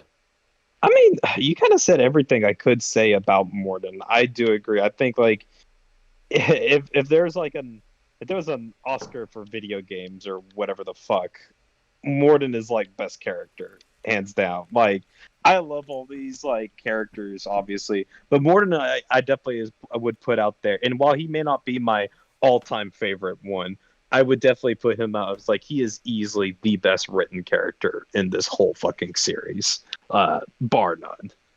And God, I think what's so fun about him is they managed to have a very interesting, complex, and when you really get down to it, dark character, but they don't default into edginess or brooding or something like that. Oh, I Yeah, I think that is really that's nice. kind of the cool thing about him is like they managed to have this darkness to a character that for the most part a lot of your interactions are very like lighthearted and fun. Shit, if you're trying to romance someone like Garrus or Oh Tally, yeah, he gives you he like, gives you sex ed medical advice. Oh, I forgot about. Yeah, he told me. He told me how to Oh do my it with God. Tally. Oh, I love it. And I It's remember there's like even one part where he's like, I've noticed that there's some sort of like STI going around the ship from mating with Varen, which is like the dog alien things, like yeah, dog that and it's Rogan like keep on yeah, and he says Shogun. like the implications are uh Problematic. problematic. Yeah, that's Problematic. it. Problematic. Uh, Oh Oh god. my I love it. God, He's I fucking somehow love Morden so he's much. somehow he's somehow the funniest. He's somehow the darkest, and he somehow has like some of the best moments all in one character, and you only get him for 1.5 game. It's Yeah. I'm just gonna put him there, and I'm not gonna hear any complaints. Yup. He's there. Yep. No, I No, think yeah. easily Easily. uncontended. That's no There's one. That's no. no one will fight you. I said at the very start, I'm not making 50 extra like sections for people because we're gonna make hard decisions. He's the only one that would go above everyone else. But this is where In all seriousness, yes. Yeah, in he all would. seriousness, you could put another tier just called Morden. I could, but I'm not gonna do that because I said I'm not making any extra tiers other than this. This is. I don't. I don't like it when people make like 50 tiers for characters and it starts getting all. Just no. Make a decision. Be decisive. But that's where All mine right. goes. So moving on, Jack. We know the joke about Jack. We know the joke about Jack if I play through. Yeah, I didn't get to experience her story the first time around. I've looked it up since. She's super interesting. I know. But I will. I'll kind of throw it to you guys of just like, what are your thoughts on Jack? This is, and shout outs to Jonathan Drew Doster. This is his favorite character in the game. I think I should take the lead on this one. Is that all right, Randy? Yeah, go for it. I'm All taking right. the lead on, I think, the last 2. I would say me and Randy. Hey, have kind those of were popped really off good for a ones. while. Yeah, we've had a couple. No, I think those the last 3, I think it was Miranda, fucking Samara, and Morden. Yeah, So go for Miranda's it. Go very for it. complex. I'm glad you guys took the helm on that one. And Morden is, I mean, God, he's great. But yeah, I Jack took over is Samara, yeah. I'm going to start with my ranking for Jack actually, and then we're going to work our way backwards. I'm going to Okay. say Jack is A. I'm going to say Jack is A tier. Um, Okay. I don't think she's S tier because she just doesn't quite rise to that level for me. And it might be because I've heard good things about her romance. I've actually not seen it or done it myself, but I've heard really good things. So maybe one day I'll do it. But I love Jack as a character simply because she does start off as very abrasive. It's like, oh great, here's another like kind of mega bitch character. But she could back it up though. That's the thing. It's Yeah. like she's a mega bitch character and she will actually back it up. Um but it's like I said, I do like a character that you butt heads with, and Jack was one of those where she's like, you could easily turn this like ship into a pirate, easily into a pirate operation. I'm like, Jack, we're not doing that. It's like we are good guys, and I know you But just you got out of could. prison, but you're gonna be a good guy. So help me God. Um, but I think this, like I said, the one I think there's a lot of different things you could talk about with Jack. Her personality is so much fun. Her romance is very good. Her backstory is really interesting, and kind of to see like how she has to reckon with that is very well done, in my opinion. But I think the best thing about Jack is Mass Effect 3. I just cannot get over the fact that like what so Jack after all the shit that happens in Mass Effect 2, what does Jack decide to do with her life? She decides to become a teacher. And the fact that like you get to meet her and like yeah, she's still her usual self, but you could see very clearly she cares for her students and she like loves them and like as a lot of people have read into this and I do buy into this theory that the reason Jack is the way she is and like why she's such an effective teacher is because as a biotic, whenever she was tortured to be studied for her abilities, she wants to make sure that other children like her don't have to experience the same thing. So I love that. It to me, it's like the perfect end arc of where she ends up as like a character. Um, that's why I think she deserves to be A tier. There's, like I said, maybe if I romanced her, I would probably boost her up or something. I don't know. But I think just as the way she is now, her attitude is fun. Her design is interesting, although I think I like her design better in 3 than in 2. Um, her design is very interesting. She's fun because she's a Vanguard. You can't be unfun as a Vanguard. Um, So I played it for 3 games in a so row. Yeah, so yeah, Jack is cool. She's A tier for me. But I'd be happy to hear your guys' arguments on that. I don't know if I'm gonna argue too much with it because the one thing I'll argue with you, I like her design in 3 more. I don't know if I like the bald. I think mainly just because like in two with the bald head, it's not really the hair, it's the outfit, and like the outfit she like and while appealing, not gonna admit it's not. It's a little like up front and kind of in your face, which does fit her character. And I don't know. I think I like the style of Mass Effect 3 more. That's a bit more like how she would normal dress, I guess, and like not No, as that's what accent. I'm saying. Is I like her Mass Effect 3 design more than her 2. Oh, I thought you were saying it the other way around. No. I like her Mass Oh, Effect 3 design. I agree. I I'm I sorry. think it was a That was my little fault. I got confused. the whole like her in mostly just straps is like a little much for me and I feel Yeah. like I do like her. I like her design in 3 just because she's got like the vest and all that where she does kind of the best way I could put it is she does still give off like Furiosa Mad Max vibes but she's not Yeah. like not entirely, she's still space, so Do you still spit? No, I like that's that. cool. I like Furious, so I get that. One of the things I do like about her character, and I could be mistaken, but I'm pretty sure she technically is the easiest to get a like sex scene with, because you could just say you want to fuck you, you'd be like sure. But what I like about her character is if you do that, you actually I'm pretty sure you can't true romance her anymore. That Yeah. like locks it out because now she's like, "Ah, you just use me for say whatever." But like, I like the fact that if you say no, but you can still develop a relationship later on, and that's interesting to me. And I kind of like that, and it kind of proves that it's just like no, don't just take the easy like shortcut, and like then you'll kind of like gain. I haven't romanced her obviously either, and I don't know much about it, but I kind of find that interesting. And I'm like, that's kind of that's because usually in a lot of these games, once you have like the scene, you're like, all right, that's your partner. You're locked in. That's what that means. It kind of subverts that and it changes that trope. That's cool to me. Brandon, No, I agree. I think that's neat too. yeah. So Randy, I don't have many. the only thing disagreements. I have on Jack is I will disagree a little. I think I would put her down maybe just below Legion, in my opinion. Oh, And the B reason tier. for that is, like, yes, I do like her side mission or loyalty mission in 2, and where she ends up in 3. But I feel like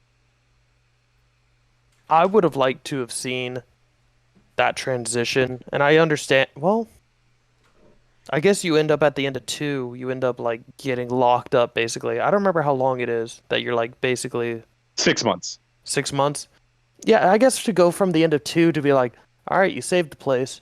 Hey, you want to be a teacher? I would have That's a liked to have pretty- seen a bit more of that development. That I mean, I is guess a it's half little a year. quick admitted, Yeah. but yeah. I Like, see what you wait, mean. also Maybe- in half a year she went from bald to growing a whole like wolf's tail. What? I don't know. It's girls' It hair. is the Girls' hair's future. grown longer, or grows faster. Anyway, but okay, I see. I mean, what you regardless mean, of that, though. but Yeah. I would have liked to have seen a little bit more of that because I feel like at the end of 2, I didn't get, and at the end of her loyalty mission, I didn't get the sense of her being like, man, I should really make sure other kids have it better off than me. Because, like, from what I remember in that loyalty mission, she's always like, all the other kids hated me, and they were shitty. Fuck Well, yeah, kids. but Well, I know the she didn't whole- say fuck kids, but you know what I mean. Well, yeah, she Randy, says you all just- that, but you the just whole wanted point to of be it was like, anti-kids. yeah, but like the whole point of it was her learning that like her perception was wrong. Whenever she meets with the other like person that survived, he kind of explains like, nah, like they actually treated you the best out of all of us. Like that was that was the point of like her whole mission is realizing that like well definitely she was abused and mistreated. Like her perception was so skewed just to herself, she didn't realize that there were other people that were suffering just as much, if not more, than her around her. I see what Randy is getting at, and I see what Seth's getting at. I think the way to kind of like balance it, and I could be wrong. You guys can you can tell me I'm wrong.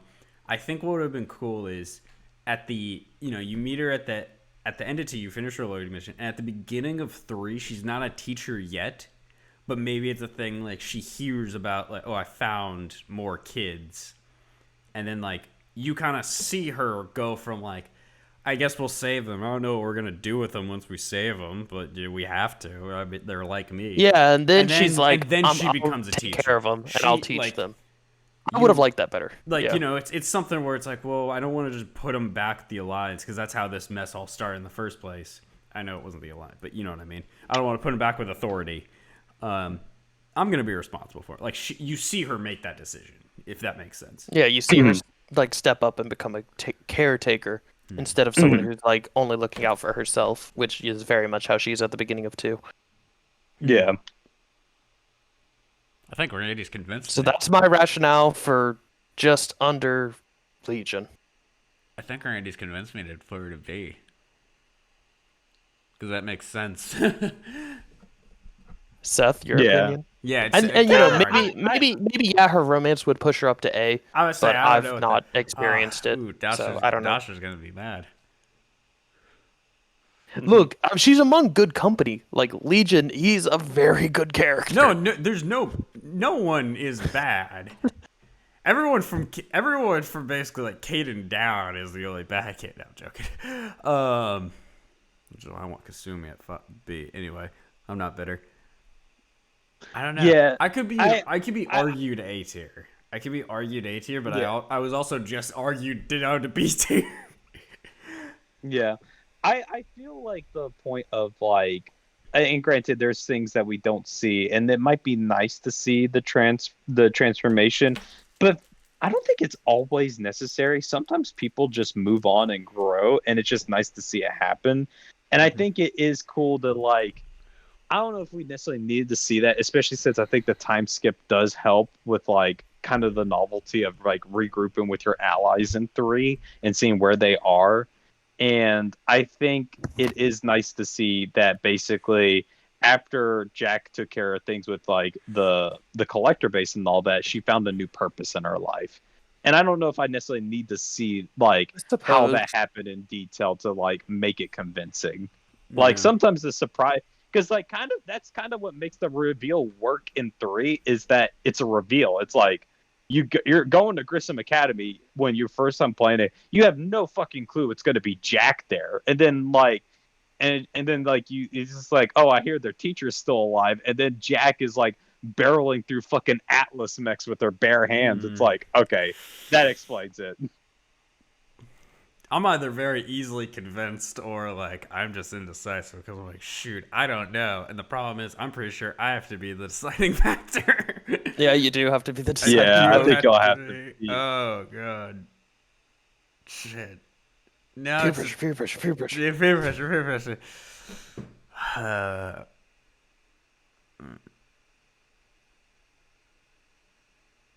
I'm gonna put her at the bottom A. Yeah, yeah, yeah. I am. Jack's a cool All right. character. And if all else failed, just imagine what Doster would probably say if he was That's here. what I was. I literally, not gonna lie, I would literally what was playing Yeah, in my head. Doster would convince us with her romance because none of us have played her I'm romance, and literally he'd be like, playing in my okay. head of Doster describing to me why he likes Jack so much, and I'm like, yeah, that fits. And I'm like, no, yeah, she's a cool character. I also All owe it right. to her because in my first playthrough I killed her, so I missed out on all of this. The initial combat. The consolation prize for Yeah, the consolation Jack prize for just- dying. Consolation Which prize, is you got moved up ironic to that A. both her and Legion are like either way I was gonna put her, they were gonna be right next to each other. All right, all should right. be Let's meaner. move on You- to Thane. I should be meaner. You guys put Kasumi and see. All right, we're done. That's my last joke about it. I promise. All right, Thane. Yeah. So we had a big emotional moment in our podcast about Thane a while ago. I say we, Seth. Yeah. And so you don't have to get back into that. But I just want to. No, I don't think it's necessary. I just want to say, go back if you have. I mean, if you've watched this far, you've probably seen that podcast already. But like, go back and look at that podcast, the best Mass Effect companions, and like our description of Thane of why he's amazing, especially Seth. That was great. But that's then. Here's now Thane, phenomenal character. This is, this is your edgy assassin. This is everyone whose favorite character is like Vegeta or Sasuke or any like edgy anime character. This is your favorite character in Mass Effect for a good reason, because he is like the assassin. Like, and at first, I say that he comes across as edgy when you first meet him, but the more and more you talk to him, the more he's like, he's not actually that like. How do I describe it? He has a dark story, and I think he's like very content with his life. Mm-hmm. And like he's like, I still need to fix things in my life, but he has regrets, but it's more of this like he's kind of accepted that it's the past. And his character is about like, how do I live the last moments of my life successfully and fulfilling, even though up until this point I've done a lot of really terrible and dark things. And that's a super interesting character. Like, I think it's amazing. Yeah, go ahead, Seth. He's like reverse Wick, I guess. A little bit, yeah. He's like a reverse John Wick. No, I obviously I've said so much about Thane, especially like his final scene where I think it's perfect. But I think what makes Thane work is that his arc is just really good. Like it's Yeah. just like it's just he started off as an assassin, just kind of scraping by to like do what he needed to do. That life ended up costing the life of his wife. It ended up costing him his wife, and like and taking and then by pursuing this like path of vengeance, it also cost his relationship with his son. And I think it's really cool to see this like sort of is it a trope that I've seen a lot in other movies and stuff like that? Like, yes, I've seen The Professional and all that crap about like reformed assassin story or whatever, but it's done very well.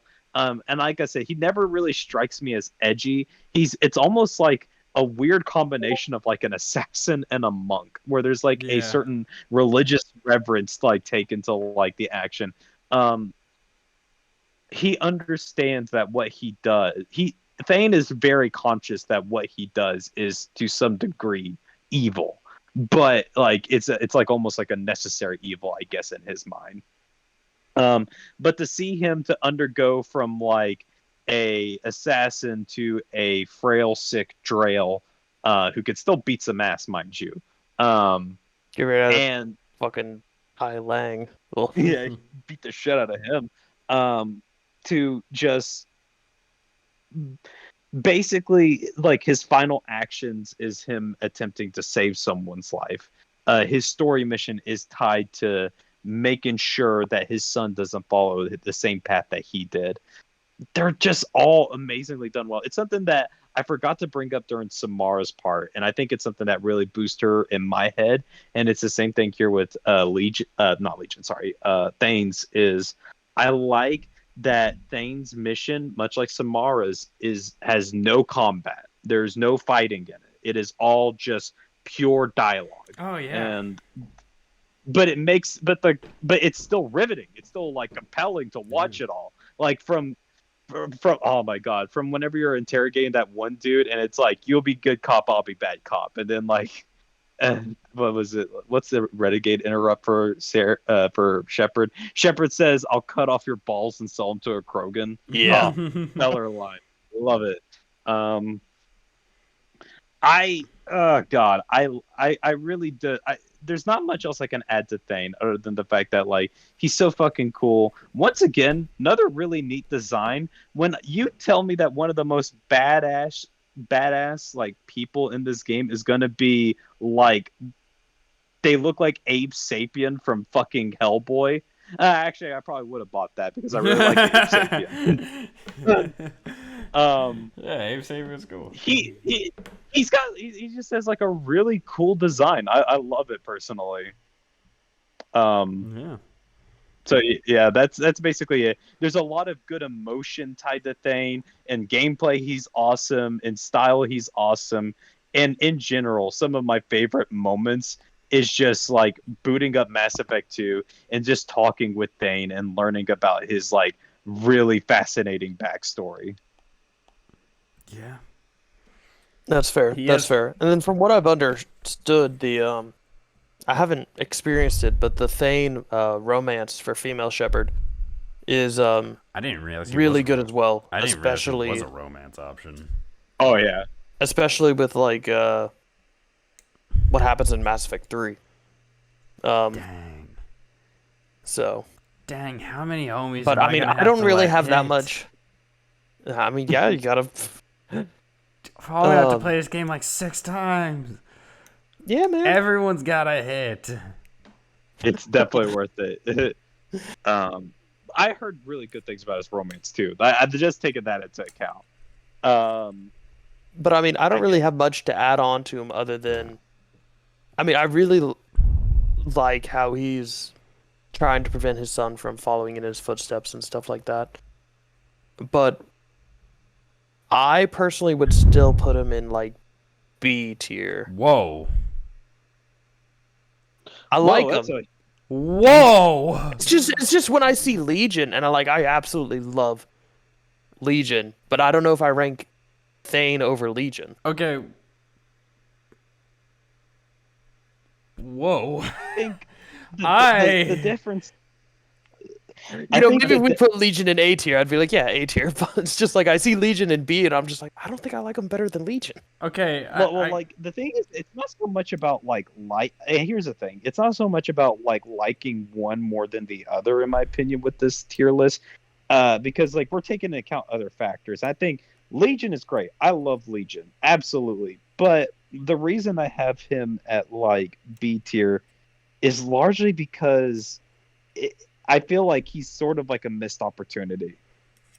In Mass Effect 2 mostly. In 3, I think he's perfect, but in 2, I think we could have done so much more with him, and we just missed out on it. And I think that's why I have him at B tier. and It's speaking not so much to his character itself, and it's more like how his character was treated in Mass Effect 2. I think though the difference is, Thane got spoiled. We got the whole gamut with him. He's basically a full-on companion through a big portion of Mass Effect 2. You get a lot of interaction with him. You have like a great story and a really good, effective end for him in Mass Effect 3. So like, I think that's why I would put him at S tier, is because his whole story feels complete. So And just to solidify it further, they don't try to do anything like to somehow make it possible for him to be in the Citadel DLC. I appreciate that they acknowledge that there's that void now, and they just have like a small little funeral for him.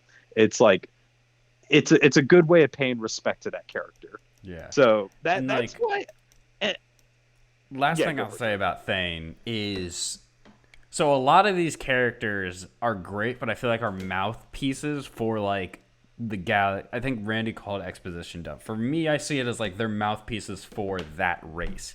Even some of my favorite characters, like even Tally, is definitely an example of like she's a mouthpiece for the Quarian. Legion's a mouthpiece for the Geth. They represent that race as a whole and like how that is viewed, which is fine. That's kind of that's what Mass Effect is. That's the game. Too many names in my head at once. Thane. Sorry, I had kind of like a mini stroke there. Thane is different because Thane is so personal compared to everyone else. It is just Thane and his family.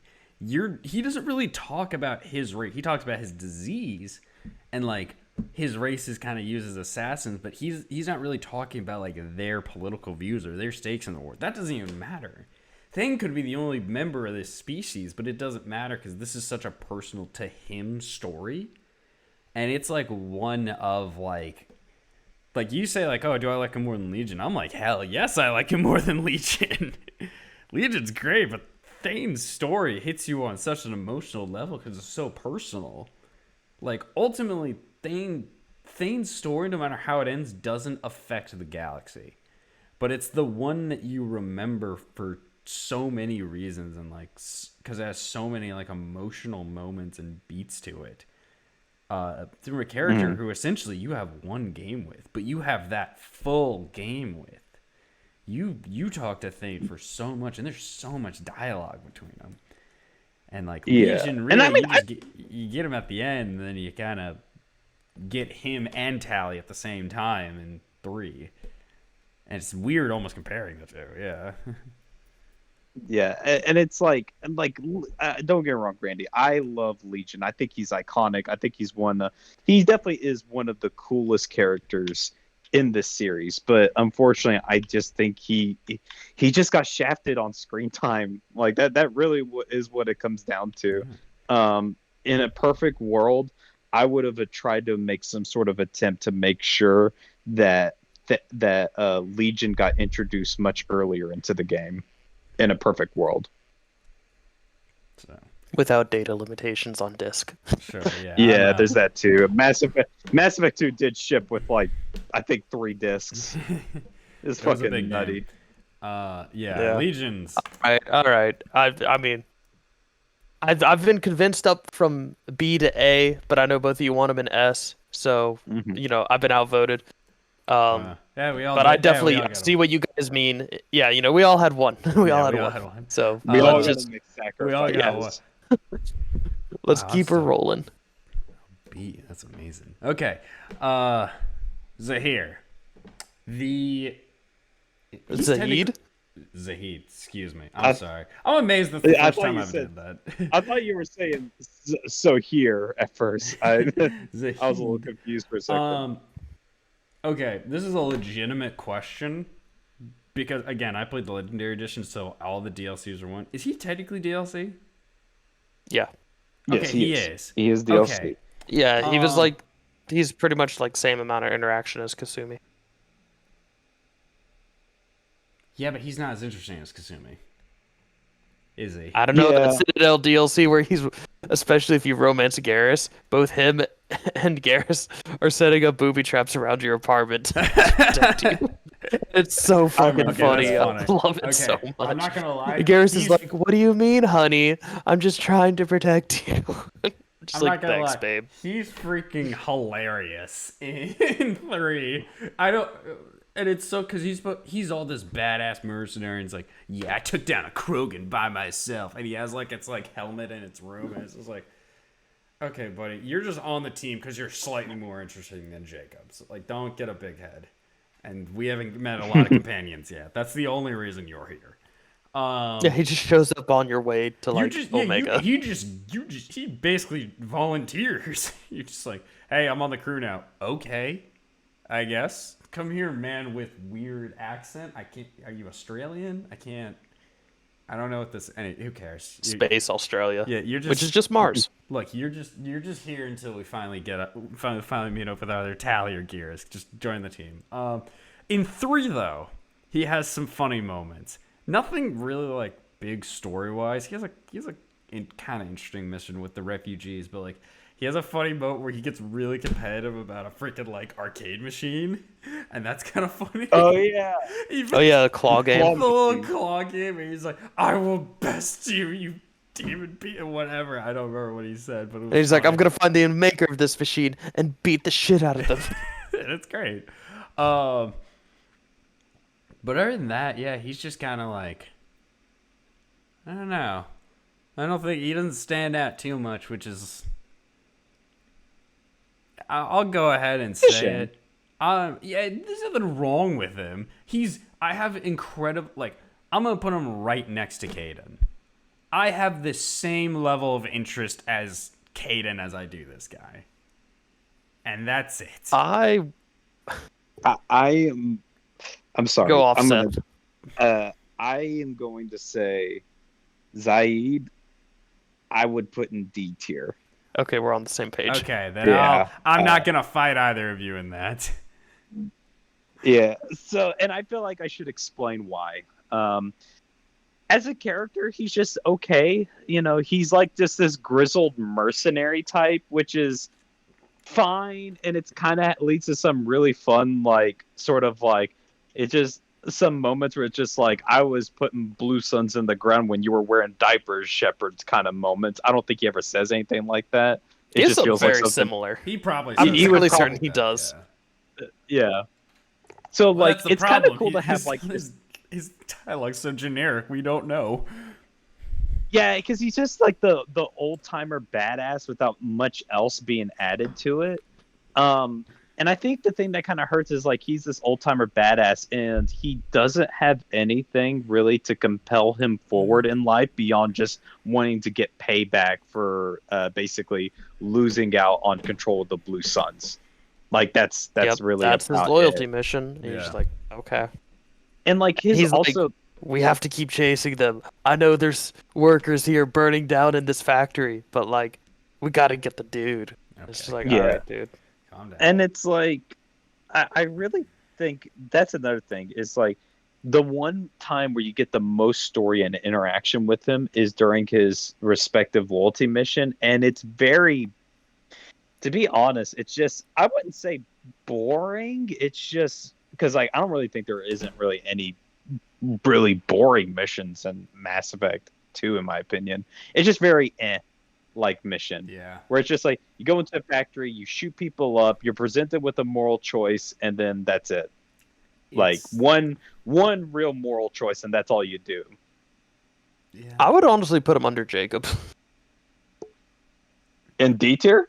Yeah. In D, I would move him The only reason I'm putting behind Jacob. the only reason I would think above Jacob is because Maybe actually behind Ashley. He might be like because he's like not racist. Ashley. At least if you do, I mean, yeah, but if you do stick with redeem her- it, like if you stick with her, like she's actually kind of redeeming. The one thing Yeah, that she does get a payoff. the one thing that I give Zahid is that yeah, he's funny in 3. But that's moments, not yeah. in moments. But yeah, that's not really gonna like. It's not really gonna save him very much, is he? I don't. And I remember. Well, actually, no, I don't remember him. I messed up his name. Damn. Yeah, I can't fight him. Yeah, I can't. I'm sorry. All right. Well, that is like the line in the coffin. I'm just like, no, I remember him a little bit better than like Ashley or Jacob. I'm like, no, I don't. I fucked up his name when I introduced him. I definitely can't make that justification. So yeah. yeah, I think honestly when I opened and called what I called Zahir, I think is what I called him. yeah. I thought you were saying it's think here. once I said that, we should have all known exactly where he was going. We just like, nope. Yeah, that's gonna be it. Okay. Well, there he is. On to the man. On to the man, the myth, the man, legend. the myth, The man, the legend. myth, the legend, Rex. Now, I'll start with this one. If this was just Mass Effect 1 and Mass Effect 1 only, he would be easy S tier. This is the dude. He was hilarious. I love him, and he had one of the most interesting. He's connected to in my opinion, the most interesting story in all of Mass Effect, which is the Genophage. I love Rex. Genophage. The Genophage. Is that what I said? What did I say? It doesn't matter. You said Genophade. Whatever. Anyway. Pronunciation. Everyone has weird accents in this game. It's hard to tell. Anyway, and Rex is great. He's so much fun every time you see him. And after one, every time you get to see Rex, it's a treat. When you do Grunt's mission and you see him and he's like what are they don't call him King. It's what do they call He's just him? the leader of the group. I don't remember. He's what like it's called. he's like the clan leader, but I don't know what the official term is. But like he's not Rex. He's the clan leader, and you're like, dude, that's awesome. That's sick. And like he's leading this group, and he's changing Krogan kind for the better, and that's super cool. And you meet him in 3, and he's like, we could fight. He is connected with the other best character from 2, which is Mordin. And you're like, that's awesome as well. And it's so cool. And on paper, it should be obvious in S tier. And I realize that it should be an obvious in S tier. And everything in my soul wants me to do that. But I'm listening. But oh boy. I where are we going? I know it's gonna sound weird, me arguing Rex not to be S tier. The reason I don't want to do that is because when you look at it on paper, you don't actually interact with Rex that much. You interact with him in 1. He's like your main dude in 1. And then in 2 you get 1 mission, and in 3 you get 1 mission and he's at the end. And then the DLC. But you don't really ever get him as a true companion ever again, except technically the Citadel DLC where they fix that. So it's a thing where Rex goes from a companion to essentially gets turned into a side character, like Anderson. Yeah. I guess technically, yeah, Anderson is your companion for a very brief moment, and it's one of those things where I really want to see more of him. I want him to like be on the squad more, and this is gonna feel wrong putting him in A tier. I really hope you guys. We can put him above Liara. Yeah, I mean that's where I'm thinking. Like I would put him right. Oh, nope, not there. I would put him right or there. next to her. Nah, he's above Liara. I would put him right there, going into 8, like really close into S tier, because I love Rex, and he's like so fun to be around, and I'll always choose him to like be next to me. But unfortunately, I only get to choose him next to me in 1 game. That 1 game is great. Well, okay, That one game's okay. He's Mass Effect 1. I'm joking.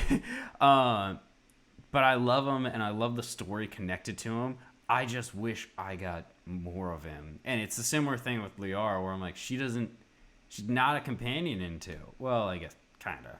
You get Liara. You get to play with Liara way more, but I wanted to see way more of Rex. But I don't know if that's a really good argument. What are your guys' thoughts? Am I just blowing smoke out of my ass right now? I'm gonna have to say you're blowing smoke out of your ass right now. Okay. I kind of agree with Seth there because, like, despite how little you have him as a companion, he's so incredibly impactful and still so memorable. And he remains like a big character in the story, surprisingly. And I think we should remember this that And I Rex think he is in it- needed to, like, not be your companion to go fix Tachanka. Yeah, and also like another thing is like Rex is an entirely optional character.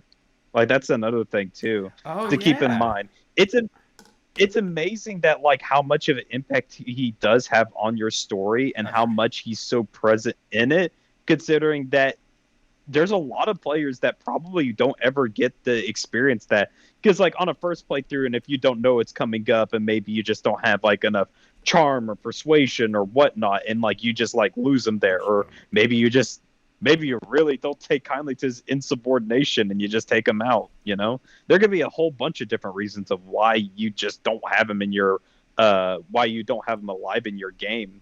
But yeah, like I think that's what makes him one of the best characters, is the fact that he's entirely optional, but if he is alive, he makes such a huge impact on your story. Yeah. Yeah, I was wrong what I was saying earlier. Pretty much take You were blowing smoke out your ass. take my rant and just stop it right after I say "but," and then just end it there. I Just cut the clip. Just cut the clip. Edit the video. People are gonna Be like, that'd be funny if I actually did, and then people are just really confused. They're just like, "What are they? Why does it sound like that? It's like jump cut there. What the hell is Seth talking about?" smash cut to just being wrong. Just like, I'm wrong. I don't know. I think I got into my own head of just like, oh, do I really want to just make S tier the biggest tier? And I'm like, I do. It's Rex. I can't put him anywhere else. That's my dude. Even when we're trying to be harsh, there's still the majority of the companions in this game are S or A tier. I was trying to be harsh and trying to be critical. I'm like, no, we're gonna be strict. We're gonna be mean. We're gonna find a complaint. And then you were both like, stop. I was like, okay, I will. I'll stop. I love Rex. I feel like this is perfect. I think this is a pretty darn good tier list. We all There's like maybe 2 people I'd move. And that's it. Yeah. I'm about in the same spot as well. And even then they'd only move like 1 tier. I'm about to say let's think here. I'd have 2 people I'd move. Okay, maybe 3. 3 people I'd move. Out of curiosity, who are the 3 people for Brandy? Well, I would move Legion up into. I know that one. I'd move Legion into A. Thane into A. And honestly, as much as that's my man. For his like, I kind of understand what Seth is going on with how Garrus reflects you. I kind of wish he would just a little less and would kind of be like, what the fuck, Shepard? And with that, I'd put him like very top of A. But I don't know. I go back and forth on him. Yeah. The only ones I would move, obvious. I would. Oh my gosh, names. Jesus fucking Christ. Kasumi. Kasumi. Yeah, you just want to put her down there with the Zaid. No, I want to move her up. I want to move Kasumi up, but I won't. I want to move Kasumi up. I understand why. Randy, you're not gonna like me for saying this one. I would probably move Edie down, just because I didn't get as emotionally. But I realized your guys' arguments. So I'm like, no, I was convinced to put her up. But if I was doing this tier list by myself, Kasumi would go up and ED would go down and B tier would be bigger. But okay, I mean, Seth, what would be? If I Yeah. Yeah, for me, if I could, I would actually bump up Kasumi because, like, I really do like her. If anything, I really do like her mission a lot. We Like, could talk have about, bumped like, up really good missions. Kasumi. You still But- can. The video's but, like, not over. No, here's the thing. I'm still hard. Like, this is harsh mode Seth. Okay. Nicer Seth definitely would have bumped Kasumi up a lot more. Same thing go for Legion. I would also bump him up more too. Just because like if I was in a nicer mood, because like despite the limited time with Legion, I do sincerely love that character and what he represents. Yeah.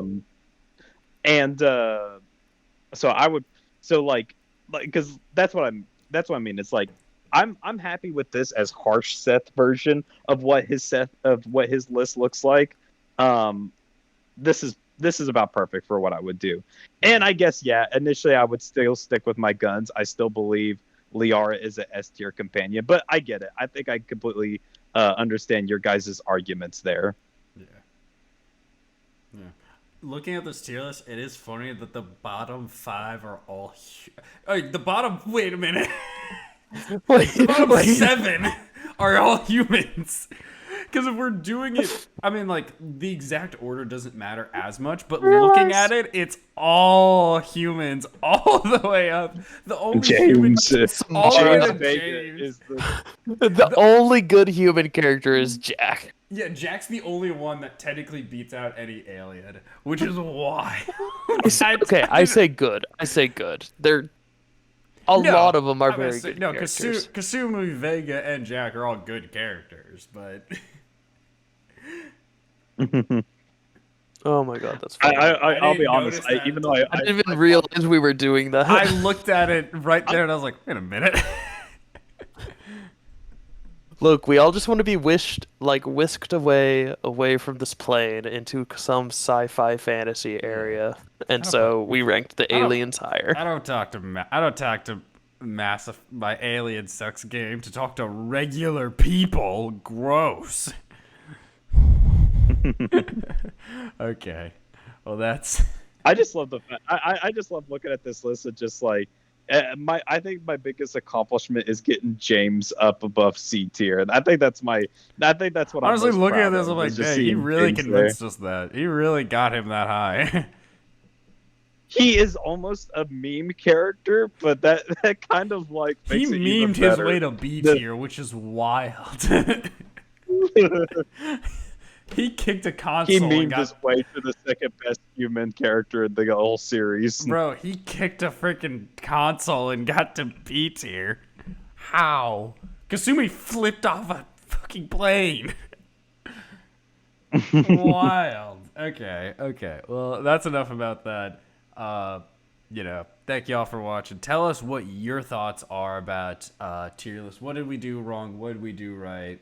Go in the comments, argue, complain, but be civil with that. And real quick, at the very end of, I know it's not technically a podcast, but we'll do it anyway just for the fun of it. We give our fresh picks of the week. We'll try to be a little quicker with this because this episode's gone on a little long because we talk about Mass Effect and we love Mass Effect. But this little segment is where we talk about what we've been playing, watching, or listening to when we're not recording this podcast and when we're not playing Mass Effect. So we're going to start with the man that usually has 3 of these picks, Seth.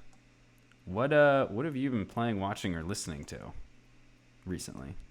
So this one will probably not be a surprise to a lot of people, but my fresh pick is Percy Jackson and the Olympians. Ooh, It's a series running right now on Disney Plus. Yeah, I think I mentioned before my pick as a book was The Lightning Thief, just because like I was reading that in anticipation, and I've got to say, so this, if you don't know what Percy Jackson Olympians is.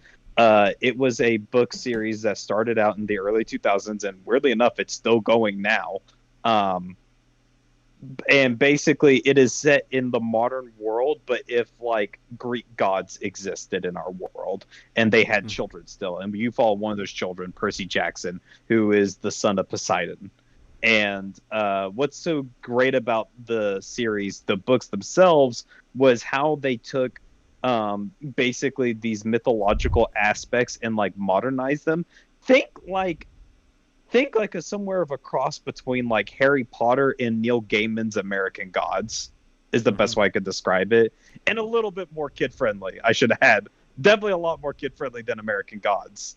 Um, I think the thing that you people will appreciate if they watch Percy Jackson, The Olympians, is that it is a show that yes, it is made for children to watch. That is the demographic that it's made for. But Yeah. it also acknowledges that people who read these books are now 20 plus, maybe some of us even older than that. Um, and so the show is, I would say, it's made for children, but it doesn't feel like it's dumbing itself down. Like it feels like it's still talking with you on a level head. Like basically a really good children's show where it's like it doesn't talk to you like an idiot. Um, Yeah. so it's really good. It's really good in that aspect. For the most part, it's a faithful adaptation of the book, but there's also a lot of deviations as well from the book in the show, and the deviations that they do are smart. They're things that like flesh out certain characters, maybe draw connections between them, like all this jazz. It's just it's been a great show so far. I've really been enjoying it.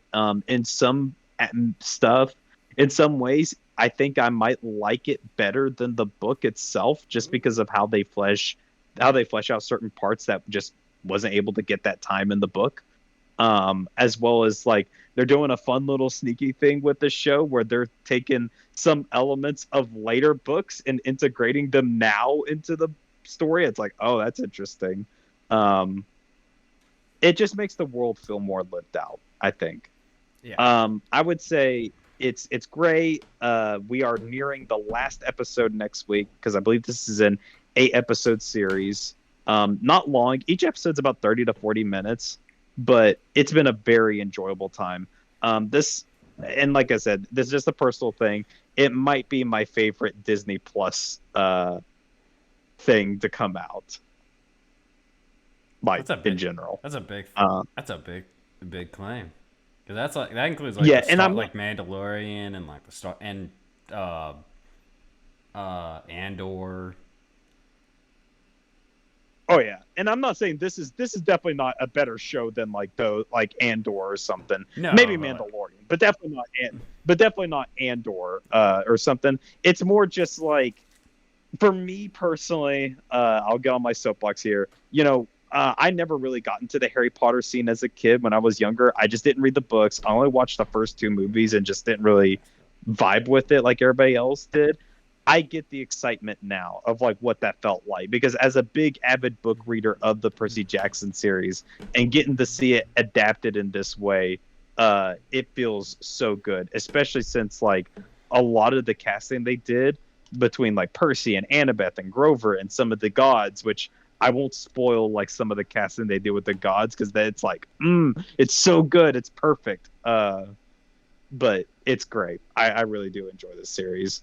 If you've read the books, you definitely need to check it out. all right, I'll have to. I've also been enjoying the show. It's quite good. But moving on to my pick into a kind of different thing. It's a movie, and I'll admit, critically, it probably won't do well.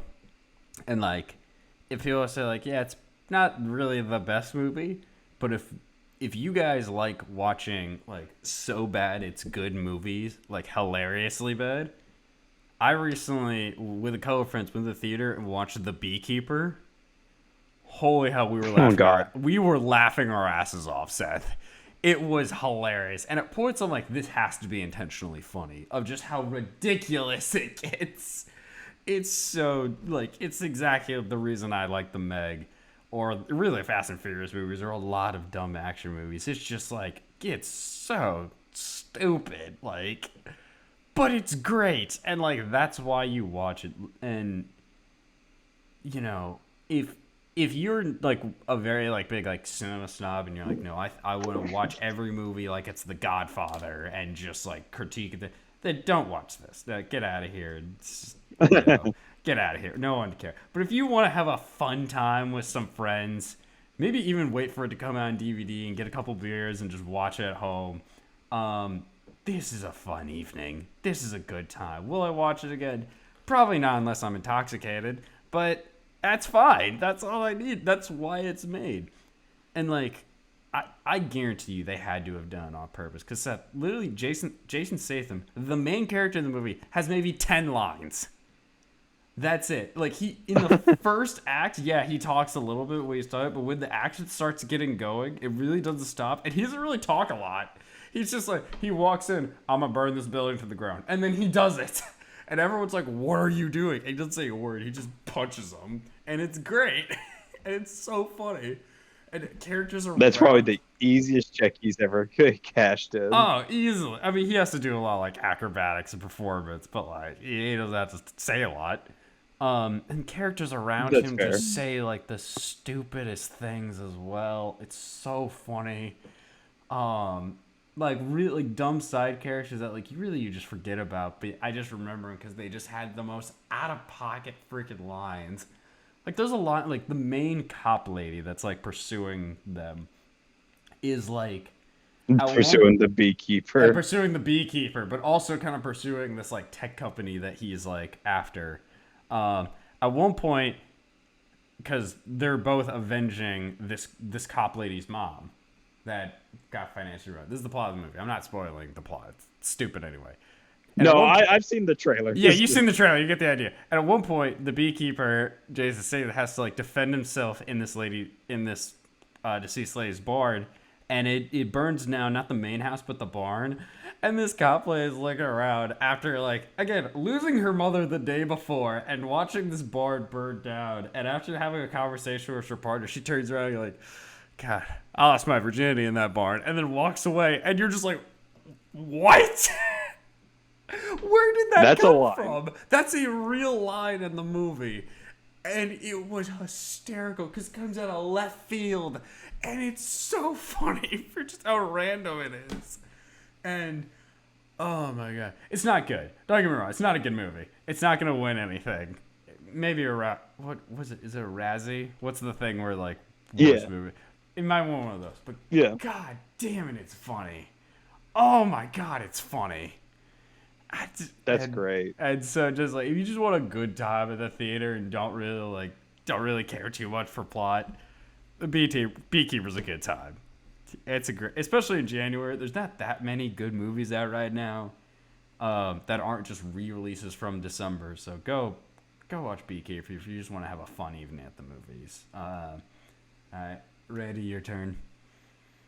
Oh, hold on. But before we move Oh. on, I do want to say with the beekeeper, it's funny you mentioned that because I was talking with my brother, and he said that like he was just chatting with his wife's grandfather, Bampa. That's what they call him, and he's up there. He's like around like I'm not gonna guess what his age is, but he's definitely like up there. He's a in age. granddad, And yeah. he doesn't seem like he doesn't seem like the kind of person to watch that much TV, but apparently Zane told me that he's like, you ever seen that movie called The Beekeeper? It's like, yeah, it's a pretty good movie. There's a part where he like ties a guy to, because it's from the trailer. It's like, yeah, he ties a guy to a truck and like drives it off a bridge. It's great. It's like, fucking Bampa.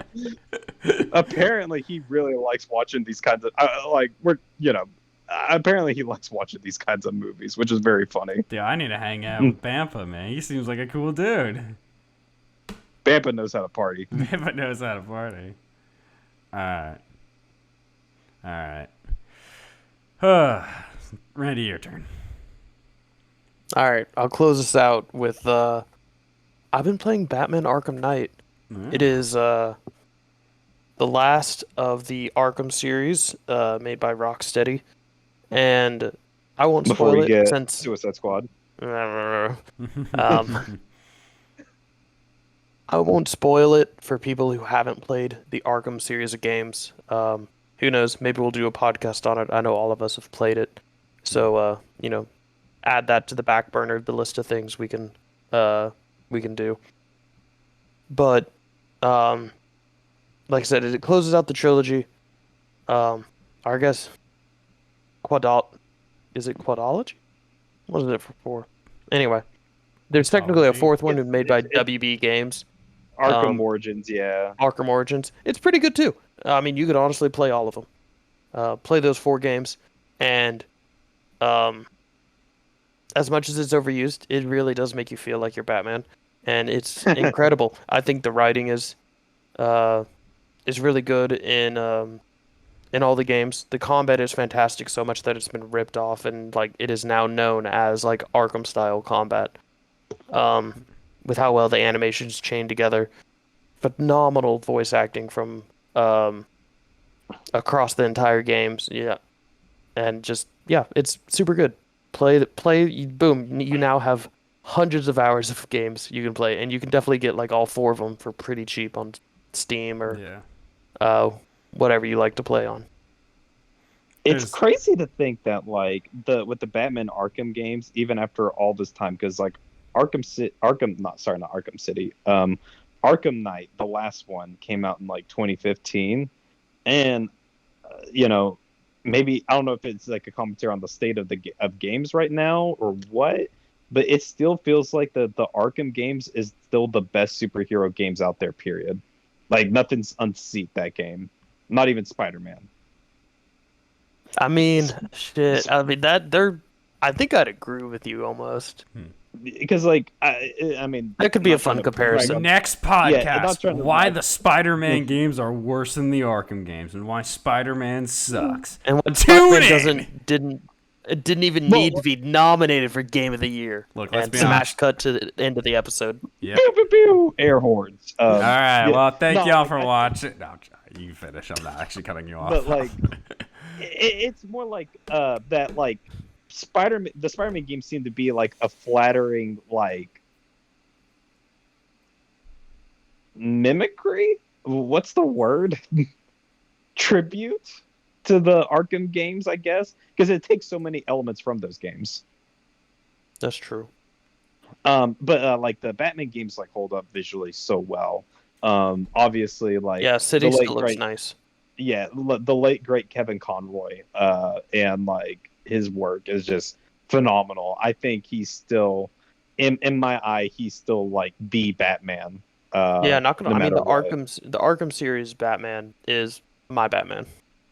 Yeah, How I envision I've- him, more so than the uh, movies and stuff. So I have to do a lot of finagling. Admittedly, I still need to rewatch the animated series, but I've always kind of considered like the Arkham games somehow like connected to the animated series. Granted, there's a lot that's like you have to like bullshit a way around to justify that. But since so much of like the voice acting alum are from the animated series, it just makes sense in my mind. But yeah, like God, those games are phenomenal. Their stories and their twists are just on a whole nother fucking level too. I'm more of a city person myself, but Night has some neat stuff as well. fair, Alright. fair. Yeah. They're all good. Go play all of them. Boom, you have Okay. 4 games of endless content. And they're with cheap. And with that said, I want to thank Seth for coming on and talking about everyone's favorite space dating simulator. Tally for life. Tally for life, my brother. Tally for life. This is why we keep you around. All right. And Randy, I want to thank you for coming on and talking about this very unfortunate homophobic game. Yeah, they were cowards. How could they do this to my boy? I just wanted to be with him. Randy just wanted some love. Randy just wanted some love. Mainly from I wanted more than 2 options, damn it. Yeah, mainly like there's 3 over here. And then this guy in B tier too. Yeah. But that said, ultimately, thank you all for watching or listening or however you are viewing this. It is always appreciated. And as always, stay safe out there.